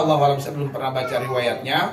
Tapi kalaupun iya, karena memang Rasulullah di dalam riwayat Imam Muslim ya telah menyebutkan bahwa innallaha astafa min waladi Ibrahim Ismail, wastafa min waladi Ismail Bani Kinana, wastafa min Bani Kinana Quraisyan, wastafa min Quraisyin Bani Hashim, wastafani min Bani Hashim. Ya, jadi Allah itu telah memilih aku dari generasi dan keturunan yang terbaik. Mulai dari keturunan Nabi Ibrahim, lalu kemudian dari Ismail itu ada namanya nanti Al-Qaidar. Al-Qaidar itu anak Ismail yang kedua dari keturunan Qaidar ini, nanti ada namanya Adnan. Dari Adnan ini lahirlah nanti generasi yang namanya Bani Kinana. Lalu dari Bani Kinana itu ada Quraisy. Lalu kemudian dari Quraisy itu nanti kemudian ada Hashim. Dari Hashim inilah Nabi kemudian dari keturunan Bani Hashim Nabi dilahirkan. Lalu kemudian dalam hadis yang lain Nabi mengatakan bahwa summa takhayyara al-buyuta faja'alani min khairi buyutihim fana khairuhum nafsan wa khairuhum baitan. Bahwa Allah memilih keluarga yang terbaik dari Bani Hashim itu, dan kemudian aku dipilih dari keluarga yang terbaik dan dari keturunan yang terbaik. Ya, sehingga ketika kemudian Nabi menyabdakan demikian, ini adalah hadis, ini adalah wahyu, wa mayantiqu anil hawa in huwa illa wahyuha.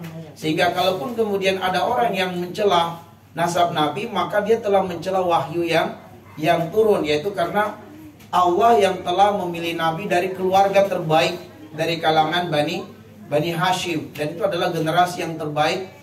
Lalu kemudian ketika ada yang mencela Nabi, berarti dia telah mencela apa yang menjadi pilihan Allah Subhanahu wa taala.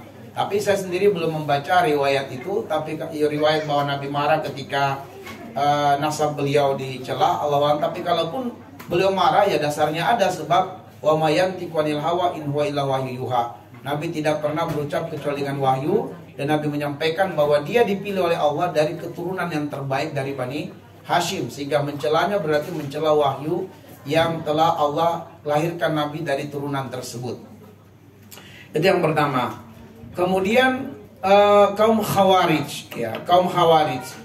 Nah, bibit-bibit Khawarij ini muncul sejak di Hunain, ya, setelah penaklukan Hunain.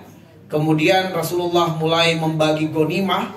Ya, Rasulullah membagi ghanimah, dan ghanimah terbanyak diberikan kepada Hudatsa'ul al-Islam, orang-orang yang baru-baru masuk Islam dari kalangan penduduk Quraisy. Jadi Rasulullah membagikan ghanimah terbanyak itu kepada penduduk Mekah yang baru-baru masuk Islam. Diberikan kambing-kambing yang sangat banyak sekali. Lalu kemudian beredar desas-desus di kalangan Ansar. Ada yang mulai berburuk sangka dengan Nabi, bahwa Nabi sudah melupakan kita karena penduduk Mekah sudah masuk Islam, ya, disebut hudatsau fil Islam, orang-orang yang baru-baru masuk Islam.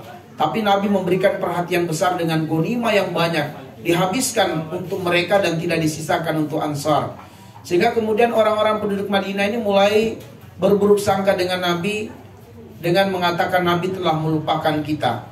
Lalu kemudian karena mulai desas-desus ini tersebar di kalangan penduduk Ansar, ya, ahli Madinah, maka disampaikan kepada Nabi berita ini. Maka Rasul mengatakan segera kumpulkan Ansar, sebab bibit ini tidak boleh terus menular ke dalam hati-hati kaum Ansar. Lalu kemudian Rasulullah SAW menasihati penduduk Ansar itu bahwa mana yang kalian pilih. Penduduk Quraisy mereka kembali ke Mekah membawa harta, sedangkan kalian kembali ke Madinah membawa Nabi Muhammad SAW. Maka ini menunjukkan bahwa nikmat diri Nabi itu lebih utama dari semua kekayaan. Sehingga kemudian membawa pulang Nabi bersama ke Madinah adalah nikmat terbesar yang didapatkan oleh kaum Ansar. Kata Rasul, biarkan mereka pulang dengan harta ghanimah, tapi kalian pulang bersama dengan Rasulullah SAW. Apakah kalian ridho? Maka mereka mengatakan rodina, kami ridho dengan pembagian Rasulullah. Tapi sudah terlanjur ada orang yang berburuk sangka tadi, maka kata Rasulullah, dari benihnya lah lahir kaum Khawarij. Ya, dari benihnya lah lahir Khawarij. Siapa itu Khawarij? Secara bahasa artinya yang keluar dari millah, ya, keluar dari ajaran Islam yang benar. Nah, kaum Khawarij ini adalah kaum yang tasyaddud fil Islam, sangat keras di dalam beramal Islam. Tetapi kemudian tasyaddudnya dia beramal Islam sampai menjurus kepada perkara akidahnya. akidahnya pun menjadi tasyadud, berlebih-lebihan gitu ya, kerasnya. Dimana orang-orang Khawarij ini dia kemudian memudahkan dan menggampangkan kafir kaum muslimin apabila dari kaum muslimin melakukan dosa besar. Jadi apabila ada muslim yang dosa besar, langsung dikafirkan, karena menurut mereka ya, siapa yang melakukan dosa besar maka tidak ada iman di dalam dirinya. Siapa yang meninggal dalam keadaan berdosa besar, kafir. Nah, dan mereka menggampangkan kafir kepada kaum muslimin, yang memudahkan mengkafirkan kaum muslimin hanya karena persoalan sepele yang seharusnya tidak dibatalkan keislaman kaum muslimin. Jadi mereka yang diancam oleh Nabi, ya siapa yang menuduh kafir seorang muslim maka akan kembali kepada salah satu darinya. Kalau yang dituduh tidak kafir, maka kafirlah orang yang menuduhnya. Nah, orang Khawarij ini begitu mudah mengkafirkan kaum muslimin, termasuk dalam perkara dosa besar. Asalkan seseorang melakukan dosa besar, langsung dia ingkari keimanannya. Tidak ada iman padanya, dia mati kafir. Misalnya seseorang yang meninggal karena berzina, maka langsung dikatakan kafir, kekal di dalam neraka. Itu nggak boleh. Nah, kemudian kemunculan kaum Khawarij ini mulai eksistensinya semakin nampak. Tadinya masih berupa pemikiran dan akidah, tapi kemudian mulai menjadi sebuah kekuatan yang nampak di masa Khalifah Ali bin Abi Thalib. Ketika Ali dan mulai dengan Muawiyah mulai berseteru, maka disitulah mulai muncul kaum Khawarij ini secara eksistensi. Ya, dengan komunitas, dengan jumlah, di mana mereka Khawarij yaitu berlepas diri dari kepemimpinan Ali dan juga Muawiyah, lalu mereka melakukan pemberontakan terhadap Ali dan juga Muawiyah, dan akhirnya apa? Mereka mengkafirkan Ali bin Abi Thalib dan mereka mengkafirkan Muawiyah, sehingga kemudian mereka terbentuklah komunitas sendiri. Dan Muawiyah dan Ali bin Abi Thalib saat itu mengirim Ibnu Abbas untuk mendebat mereka, dan di antara mereka akhirnya ada yang diselamatkan. Dan di antara mereka ada yang tetap tidak mau rujuk. Nah, Rasulullah sudah menyampaikan ini sebelum kejadiannya. Dalam arti sebelum kaum Khawarij ini terbentuk menjadi suatu komunitas, Rasul sudah menyampaikan bahayanya, bahwa mereka itu kebanyakannya adalah para pemuda tetapi tasyadud gitu ya. Tidak sempurna belajar Islamnya, sehingga mereka menjadi keras kepada kaum muslimin gitu. Ketika orang melakukan dosa besar langsung dikafirkan, dan seakan-akan tidak peluang untuk bertobat, langsung dikafirkan, disesatkan. Dan Rasul mengatakan, tapi kalau kalian melihat ibadahnya, kalian akan terkagum-kagum, karena jidat mereka itu hitam. Al-Quran begitu fasih terhafalkan oleh mereka, tapi sayangnya Al-Quran hanya sampai di tenggorokan, tidak sampai dalam bentuk pemahaman. Maka Rasul mengatakan mereka adalah anjing-anjingnya neraka. Mereka adalah anjing-anjingnya neraka. Sehingga kata Rasul, kapanpun kalian bisa menemuinya, maka bunuhlah mereka. Makanya Ali bin Abi Thalib, ketika Khawarij sudah terbentuk menjadi suatu komunitas, sudah mulai eksistensinya nampak, maka Ali memerangi mereka setelah diutus Ibnu Abbas untuk mendakwai mereka terlebih dahulu, menasihati mereka terlebih dahulu. Di antaranya kaum Khawarij ini ingin mengambil Aisyah sebagai ghanimah gitu. Padahal kata Rasulullah, istri-istriku adalah ummul mukminin. Disebut ummul mukminin artinya semua kaum muslimin haram menikahi istri Nabi. Tidak boleh ada yang menikahi istri Nabi, sebab menikahi istri Nabi sama dengan menikahi ibunya sendiri. Makanya disebutlah istri Nabi itu ummul mukminin, ibunya orang-orang yang beriman. Tidak boleh ada yang menikahinya, haram. Sebab istri Nabi hanya mendapatkan suami terbaik, yaitu Rasulullah, tidak boleh mendapatkan laki-laki yang lainnya. Nah, bagi kaum Khawarij, mereka merasa halal untuk mengambil Aisyah dan menikahi Aisyah ketika terjadi perang. Ya, ketika terjadi perang, mereka pengen mengambil Aisyah, pengen menjadikan Aisyah itu sebagai budak untuk mereka. Maka Ali semakin marah dan memerangi mereka.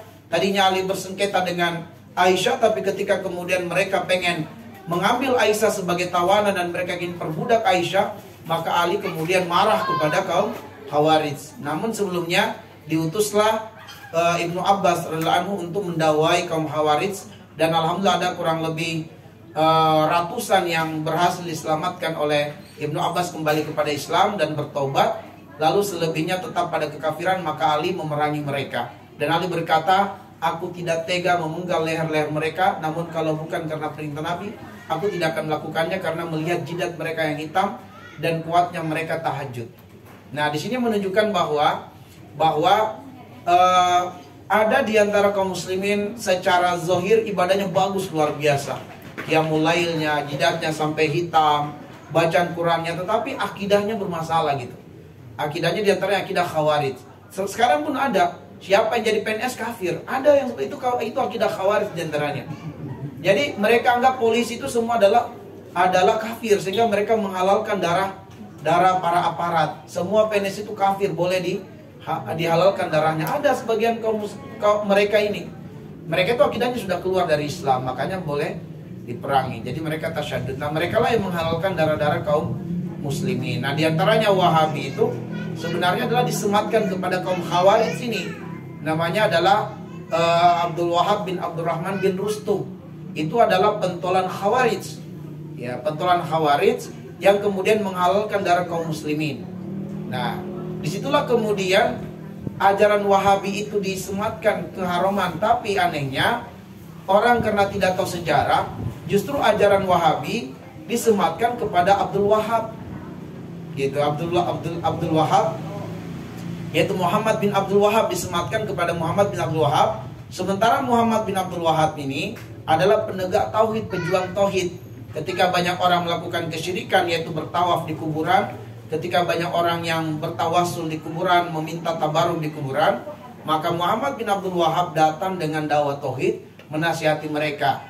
Tapi orang-orang Inggris yang di saat itu mereka menjajah Pakistan, di mana kemudian banyak orang-orang Pakistan yang mendapatkan pengaruh dakwah Muhammad bin Abdul Wahab sampai ke sana, ke Pakistan, dan orang-orang Inggris saat itu menganggap bahwa banyaknya orang yang mengikuti ajaran Muhammad bin Abdul Wahab ini bisa mengancam kekuasaan Inggris, dan mereka tahu sejarah ternyata. Maka disematkanlah kelompok ini kepada kelompok Wahabi.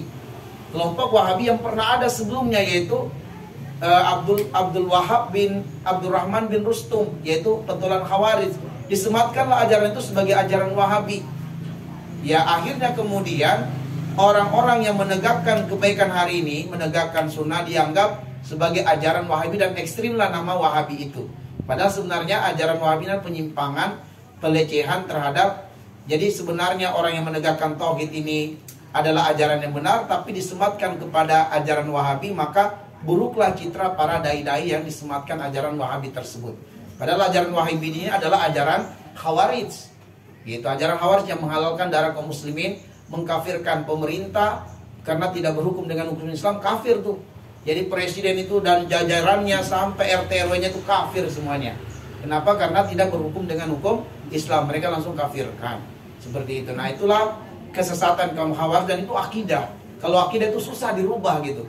Susah dirubah. Makanya dia menghalalkan darah kaum muslimin karena sudah jadi akidahnya. Nah, itulah kenapa kata Rasul mereka adalah anjing-anjingnya neraka, nauzubillah. Dan jelas mereka akan menjadi pengikut Dajjal nantinya, melawan kaum muslimin. Allahu a'lam bishawab.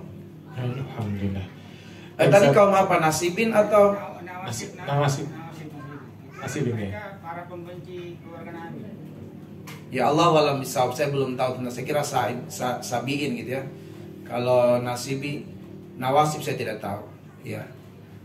Saya nggak tahu. Jelas kalau nasab itu ya dari nawasib itu jamak dari nasab. Cuma dia kaum apa saya tidak tahu. Ya, kaum nawasibin mungkin yang mencela, mungkin saja disebut. Ya, malah yang jelas dia bukan suatu komunitas, bukan suatu kaum. Cuma di nawasib itu adalah jamak dari nasab. Ya, nawasib itu adalah nasab itu. Mungkin adalah gelar yang diberikan kepada orang yang mencela nasab Nabi dan Rasulullah, sehingga disebut adalah kaum nawasib, itu orang-orang yang mencela, mengingkari nasab Nabi sebagai nasab yang mulia. Allahu a'lam bishawab, saya belum tahu itu. Baik, alhamdulillah. Oke, Ustaz, pertanyaan berikutnya tadi dari Mami Enak ya, yaitu bagaimana ketika kita pernah meninggalkan sholat ketika muda, lalu bagaimana cara membayarnya, Ustaz? Misalkan dengan mengkodoknya di usia saat ini. Baik, bismillah, alhamdulillah, wassalatu wassalam. Jadi memang di sini ada khilaf di kalangan ulama, khususnya Imam Asy-Syafi'i rahimahullah ta'ala dan juga Imam Ahmad bin Hanbal rahimahullah ta'ala. Kalau Imam Asy-Syafi'i rahimahullah ta'ala, beliau menganjurkan untuk mengkodok sholat yang telah ditanggalkan di masa yang lalu. Ya, jadi kalau dia mampu melakukannya maka dia lakukan. Ya, dan itu utama menurut mazhab Syafi'iyah. Tapi menurut Mazhab Hambali tidak perlu berdasarkan dalil di riwayat Imam Bukhari dan Muslim tentang Aisyah radhiyallahu anha berkata, umirna biqada'is siyam wala umirna biqada'is shalah. Kami diperintah oleh Nabi untuk mengqada puasa dan tidak diperintah untuk mengqada salat. Karena menurut Imam Ahmad bin Hambal di sana ada unsur masyaqqah, kesulitan gitu. Ya, ada unsur kesulitan di dalam harus dia ingat berapa lama nih dia telah meninggalkan sholat, sehingga kemudian ada unsur masyaqqah dan kesulitan. Sehingga menurut Imam Ahmad bin Hambal adalah yang berhak baginya atau yang wajib baginya adalah taubatan nasuha. Dia bertobat dengan taubatan nasuha, lalu kemudian dia mulai memperbaiki dirinya, mulai menjaga sholat 5 waktu secara rutin, secara baik dan secara benar. Maka dia berharap kepada Allah dosa-dosa masa lalu dia tinggalkan, sholat itu diampunkan oleh Allah. Dan dia berharap dengan kebaikan-kebaikan yang dia lakukan saat ini bisa menutupi kekurangan-kekurangan itu. Berdasarkan dalilnya surat Hud ayat yang ke-114, Allah berfirman, innal hasanat yuzhibna as-sayyi'at. Sesungguhnya amalan-amalan kebaikan itu akan menghapuskan amalan-amalan keburukannya. Sebab Nabi SAW pernah menyebutkan tentang ada orang Yahudi yang belum melakukan satu kebaikan pun tapi akhirnya masuk ke dalam surga karena dia baru mengucapkan kalimat syahadat lalu ikut berjihad dan meninggal, dan kemudian dia masuk ke dalam surga karena kembali kepada fitrahnya, tauhidnya gitu, tanpa harus disyaratkan dia harus sholat terlebih dahulu. Nah, ini adalah pendapat Imam Ahmad bin Hambal, dan Allahu alam pendapat ini yang kami ambil gitu ya, pendapat ini yang kami ambil. Namun ketika ada kaum muslimin yang pengen mengqada sholat juga tidak mengapa dalam mazhab Syafi'i. Dianjurkan, dimustahabkan gitu, sesuai kemampuan. Sesuai kemampuan maksudnya adalah yang diingat-ingat saja gitu, bukan kemudian sejak dia balik ke beberapa puluh tahun, yang dia mampu saja gitu. Ya, ketika dia mampu maka boleh dia lakukan dengan niat qada. Yaitu misalnya setelah dia sholat zuhur 4 rakaat, dia sholat lagi dengan niat mengqada sholat zuhur yang telah berlalu, sesuai kemampuannya saja. Ya, kalau misalnya dia ingat, dia pengen bertekad sejak, ya pokoknya berarti setiap sholat zuhur dia lakukan lagi sholat zuhur untuk mengqada. Setelah asar dia lakukan lagi sholat asar, dia qada. Setelah maghrib, setelah isya, begitu seterusnya gitu dia lakukan. Makanya kata Imam Ahmad bin Hambal ada unsur masyaqqah, ada unsur kesulitan, sehingga bagi beliau adalah cukup dengan taubat nasuha. Dan jumhur ulama atau pendapat kebanyakan ulama adalah tidak perlu mengqada sholat. Ini jumhur. Tapi sekali lagi bagi yang melakukan silakan. Yaitu ada anjurannya dalam mazhab Syafi'i. Kalau dia mampu melakukan maka lakukanlah. Ya, kalaupun tidak mampu maka tidak mengapa, cukup dengan taubat nasuha sebagaimana pendapat imam-imam yang lain. Dan kami pribadi sekali lagi mengambil pendapat yang tidak ada qada sholat. Ya, tapi kalau qada puasa iya. Allahu alam bisawab untuk pertanyaan tersebut. Adapun pertanyaan yang kedua terkait dengan salah satu kita berniat menuntut ilmu itu memang silaturahmi. Ya, silaturahmi. Kenapa? Dalam hadis Nabi disebutkan kelak pada hari kiamat nanti ada di antara umatku di mana kata Nabi wujuhuhum nurun walibasuhum nurun. Wajah mereka bercahaya dan pakaian mereka pun bercahaya, wahum ala manabira minan nur, dan mereka akan berdiri di atas mimbar-mimbar yang bercahaya dikala huru hara mahsyar begitu dahsyat. Lalu kemudian para sahabat bertanya kepada Rasul, siapa mereka ya Rasulullah? Apakah mereka para nabi? Apakah mereka para syuhada sehingga mereka mendapatkan kemuliaan? Rasul mengatakan laisul anbiya wala syuhada. Mereka bukan para nabi dan bukan para syuhada, tapi mereka mendapatkan keutamaan yang luar biasa di hari mahsyar. Siapakah mereka itu? Maka sahabat bertanya, sifhum lana man haula. Ya Rasulullah, tidakkah engkau beritahu kepada kami bagaimanakah kebiasaannya ketika di dunia? Maka Rasul mengatakan pertama, hum al-mutahabbuna fillah. Mereka adalah orang yang membangun cinta dan kasih sayang karena Allah Subhanahu wa taala. Yang kedua, hum al-mutajalisuna fillah. Mereka adalah orang yang mau duduk bersama karena Allah mereka melakukannya. Ya. Dan yang ketiga, hum al-mutazawiruna fillah. Dan orang-orang yang membangun, memperkuat silaturahmi di antara mereka Dan motivasinya adalah juga karena Allah dia bersilaturahmi, bukan karena ikatan bisnis semata. Sebab hari ini ada banyak orang yang membangun ikatan silaturahmi tapi karena ikatan bisnis, ya ikatan urusan-urusan dunia semata, atau karena ikatan politik yang sama. Tapi yang dimaksudkan dalam hadis ini al-mutazawiruna fillah, membangun ikatan silaturahmi karena Allah, bukan tanpa ada tendensi apapun, tanpa ada karena kepentingan partai, kepentingan politik, kepentingan bisnis, nggak ada sama sekali. Dia bangun silaturahmi karena Allah Subhanahu wa taala. Maka tiga kelompok ini akan berada dalam lindungan Allah di hari mahsyar, dan bahkan wajah mereka bercahaya, pakaian mereka bercahaya, dan berada di atas mimbar-mimbar yang bercahaya. Maka boleh, dan memang salah satu tujuan untuk menuntut ilmu itu adalah silaturahmi. Jadi tidak mengapa kita niat menuntut ilmu sekaligus juga adalah niat untuk silaturahmi. Sebab memang ilmu itu mendidik kita untuk beradab dengan baik kepada manusia, bermuamalah secara baik dan benar. Dasarnya di surat Al-Ahzab ayat 70 dan 71 tentang korelasi antara akhlak dan ilmu. Semakin bertambah ilmu, semakin bertambah adab atau akhlak yang baik. Allahu a'lam bishawab. Baik, alhamdulillah. Andrea, ini jadi pertanyaan. Masih ada waktu 15 menit. Oke.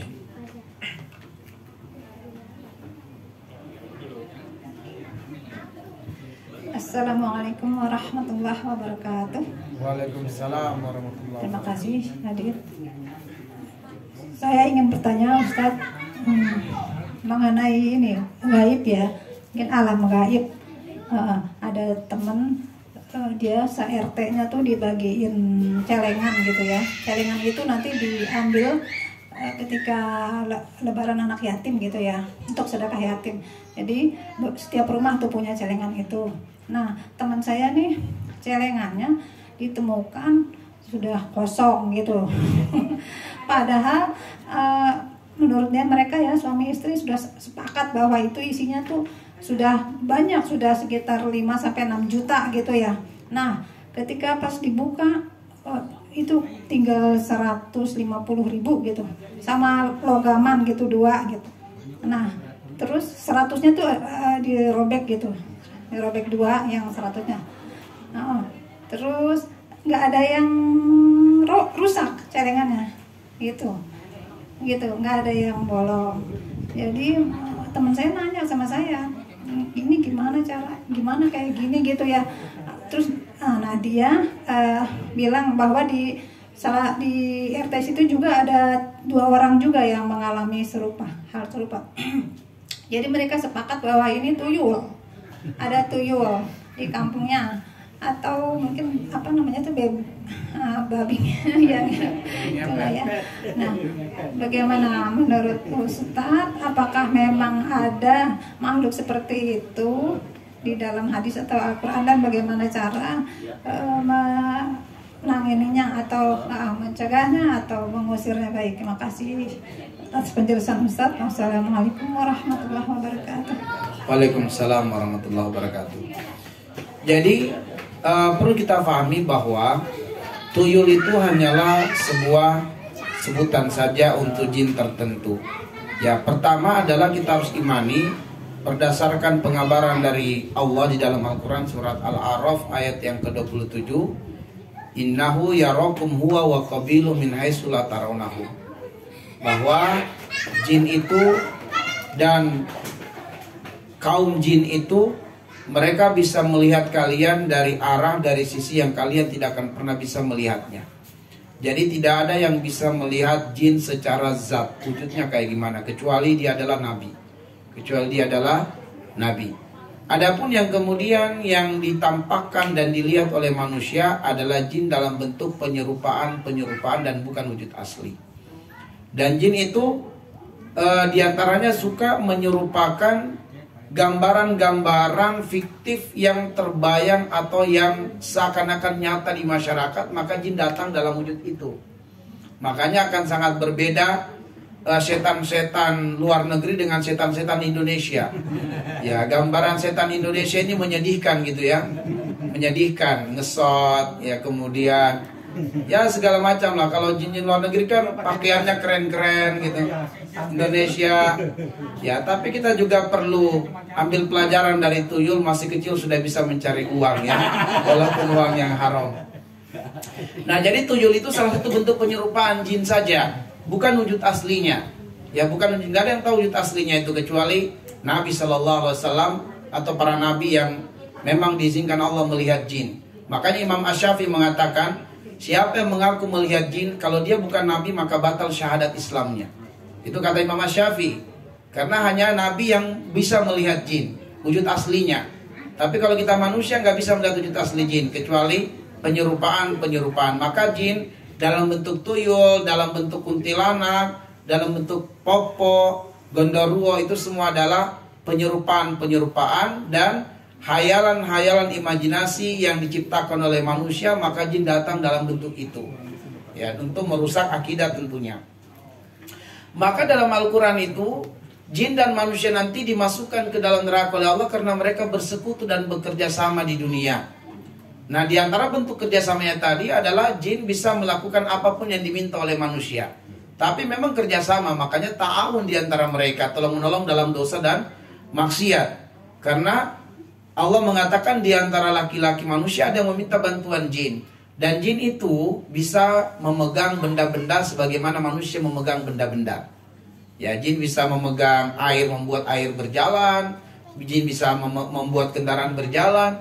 Jadi apa yang kita lihat hari ini benda-benda, jin bisa memegangnya, bisa mengambilnya, dan bisa menggunakannya. Itu adalah jin.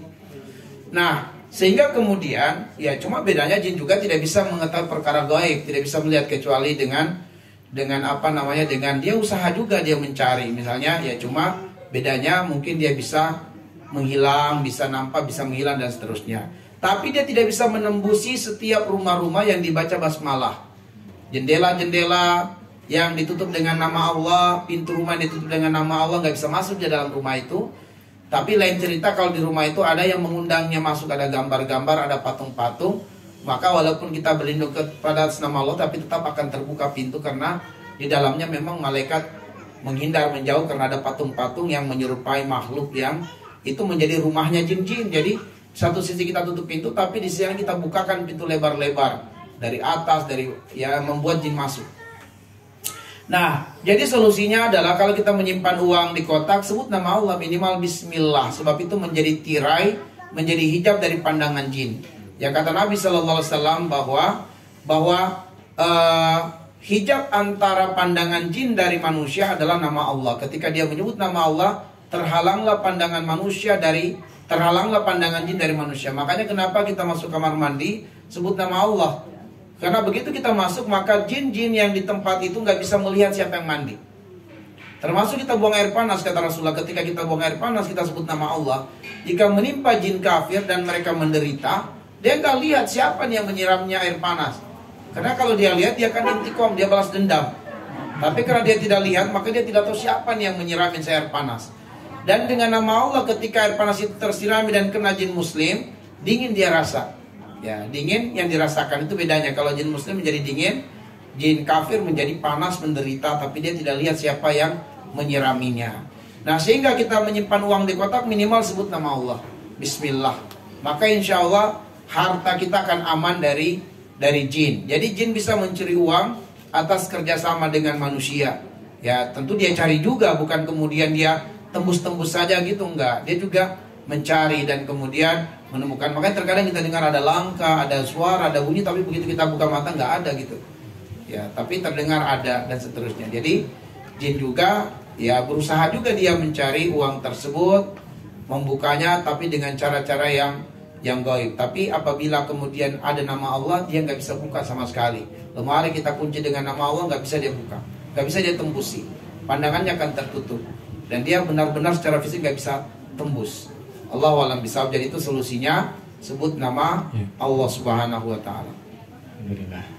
Tapi kalau sudah dibacakan bismillah masih hilang juga, nah itu bukan setan dari golongan jin berarti ya? Ya, setan dari golongan yang lain. Makhluk yang pakai celana jin.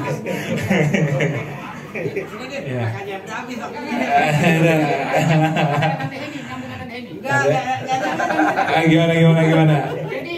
maksud Imam Syafi'i itu ditolak kesaksiannya bahwasanya apabila manusia melihat jin adalah jin dengan wujud aslinya, bukan dengan penyamaran. Betul, dengan wujud aslinya. Karena menurut riwayat Khalid bin Khalid pernah membunuh jin Hubal. Abu Hurairah pernah menangkap. Udah kurang lebih purnama gitu doang. Iya, jadi penegak. Iya, betul. Terima kasih. Asli menurut Ustaz. Kenapa? Jadi kalau ketemu 7 bisa jadi itu bukan berarti dia ditolak kesaksiannya. Betul. Itu cuma penyerupaan. Yang ditolak adalah apabila dia mengatakan bahwa ini aslinya wujudnya jin begini gitu ya. Iya, iya. Oke. Boleh terakhir deh Om Nunung. Kita azan itu jam 12.03, sekarang jam 15.53. Berarti 5 menit lagi. Pertanyaan 5 menit, nanti doa. Baik, bismillahirrahmanirrahim. Assalamualaikum warahmatullahi wabarakatuh. Pertama, saya lihat terus terang, mohon maaf Ustaz, jangan jaga juga memuji dan seterusnya. Jadi setiap pertanyaan tuh luar biasa, tuntas gitu.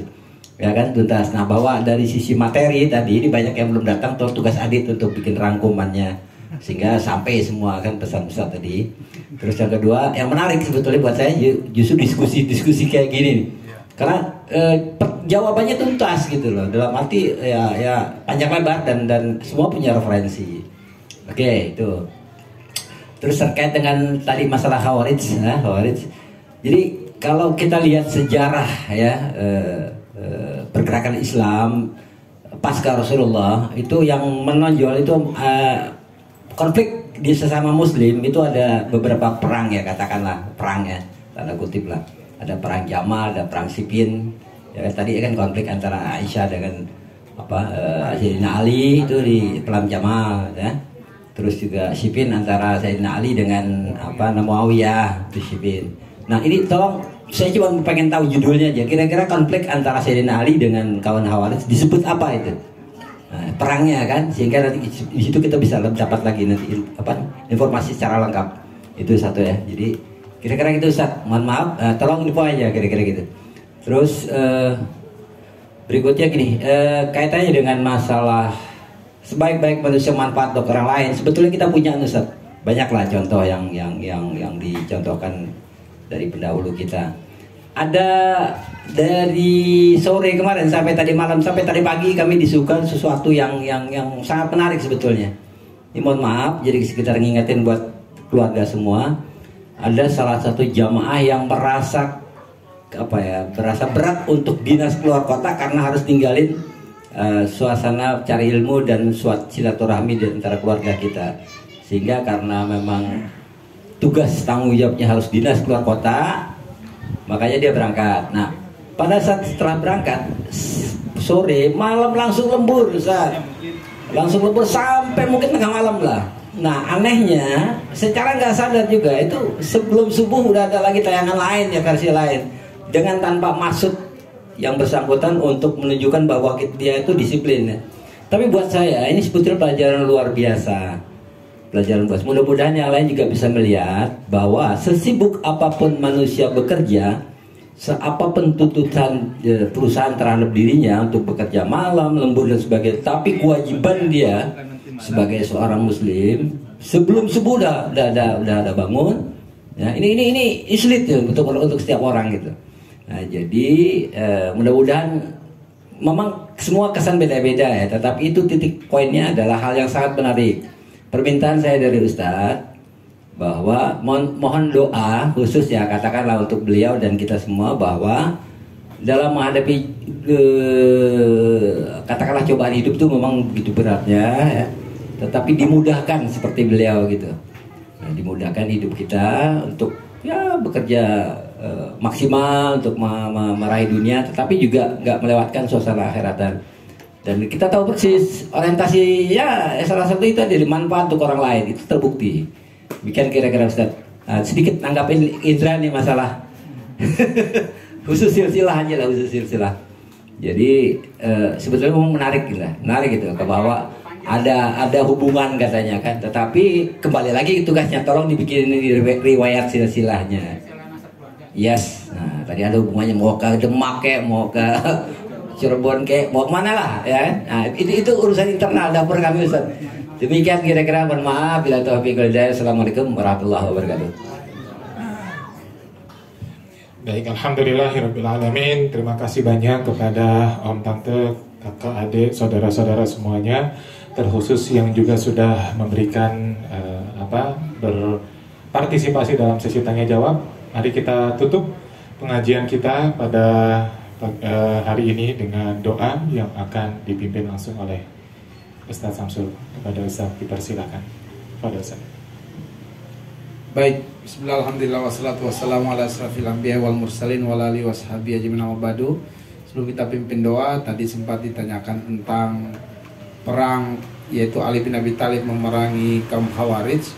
Jadi saya belum mendapatkan atau membaca sejarah disebut perang apa ya. Yang pasti ketika itu Ali radhiyallahu anhu langsung mempersiapkan pasukan untuk memerangi Khawarij, namun diutus terlebih dahulu Ibnu Abbas untuk menasihati mereka. Adapun perang yang terjadi itu saya belum tahu dan belum baca judul besar perangnya apa, Allah wa'ala. Mungkin ada tapi saya terluput dari mengetahuinya. Mungkin itu ya untuk jawaban tadi. Allah wa'ala bissawab. Baik, mari kita sempurnakan majelis kita pengajian Ikabsa di pagi hari ini dengan berdoa kepada Allah. Mari kita tengadahkan kedua tangan kita memohon kepada Allah, Rabb yang Maha mendengar lagi Maha mengijabah segala doa. Amin ya Allah ya Rahman ya Rahim, ya Malik ya Kudus ya Salam ya Mu'min ya Muhaimin ya Aziz ya Jabbar ya Mutakabbir ya Ghaffar ya Razzaq. Alhamdulillahi Rabbil Alamin, hamdan syakirin hamdan na'imin, hamdan yuwafi ni'mahu wa yukafi mazidah. Ya Rabbana walakal hamdu kama yanbaghi li jalali wajhika wal karimi wa azimi sultani. Allahumma salli ala Muhammadin wa ala alihi wa ashabihi ajma'in, amma ba'du. Allahumma arhamna bil Qur'an waj'alhu lana imaman wa nuran wa hudan wa rahmah. Allahumma dzakkirna minhuma nasina wa allimna minhuma jahilna warzuqna tilawatahu ana al-laili wa atrafan nahar waj'alhu lana hujjatan ya rabbal alamin. Allahumma aslih lana dinana alladhi huwa ismatu amrina waslih lana dunyana allati fiha ma'ashuna waslih lana akhiratana allati fiha ma'aduna waj'alil hayata ziyadatan lana fi kulli khair waj'alil mauta rohatan lana min kulli syarr. Allahumma ja'al khaira a'marina akhiraha wa khaira a'malina khawatimaha wa khaira ayyamina yawma nalqaka fi. Allahumma inna nas'aluka isyatan haniyah wa mitatan sawiyah wa maraddan ghairu muhsin wala fadih. Allahumma inna nas'aluka tuqa wal huda wal afaf wal gina wal mauta fil iman wal islam. Allahumma akthir amwalana wa auladana wa barik lana fima a'taitana wa atil hayatana fi ta'atik wa ahsin a'malana waghfir lana wa dakhilna jannataka. Allahumma a'inna ala dzikrika wa syukrika wa husni ibadatika. Allahumma ya muqallibal qulub qallib qulubana ala ta'atik. Allahumma ya musyarrifal qulub syarrif qulubana ala dinik. Allahumma a'inna ala dzikrika wa syukrika wa husni ibadatik. Allahumma arinal haqqa haqqa warzuqna ittiba'a wa arinal batila batila warzuqna ijtinaba. Allahumma rabbana hablana min azwajina wa dzurriyyatina qurrata a'yun waj'alna lil muttaqina imama. Allahumma ighfir lana wa liwalidina wa li jami'il mu'minina wal mu'minat wal muslimina wal muslimat al ahya'i minhum wal amwat innaka sami'un qaribun mujibu da'awat ya qadiyal hajat. Allahumma a'inna ala dzikrika wa syukrika wa husni ibadatika. Allahumma anfa'na bima 'allamtana wa 'allimna ma yanfa'una wa zidna ilman walhamdulillah ala kulli hal wa na'udzu billahi min hali ahlin nar. Allahumma rabbana zalamna anfusana wa in lam taghfir lana wa tarhamna lanakunanna minal khasirin. Allahumma inna nas'aluka salamatan fid din wa afiyatan fil jasad wa ziyadatan fil ilmi wa barik lana fima a'taitana. Allahumma hawwin alaina fi syakaratil maut. Allahumma rabbana zalamna anfusana wa in lam taghfir lana wa tarhamna lanakunanna minal khasirin. Allahumma rabbana atina fid dunya hasanah wa fil akhirati hasanah wa qina adzabannar. Wa sallallahu ala Muhammadin wa ala alihi wa ashabihi wa baraka wa sallam. Subhana rabbika rabbil izzati amma yasifun wa salamun alal mursalin walhamdulillahi rabbil alamin. Al-Fatihah.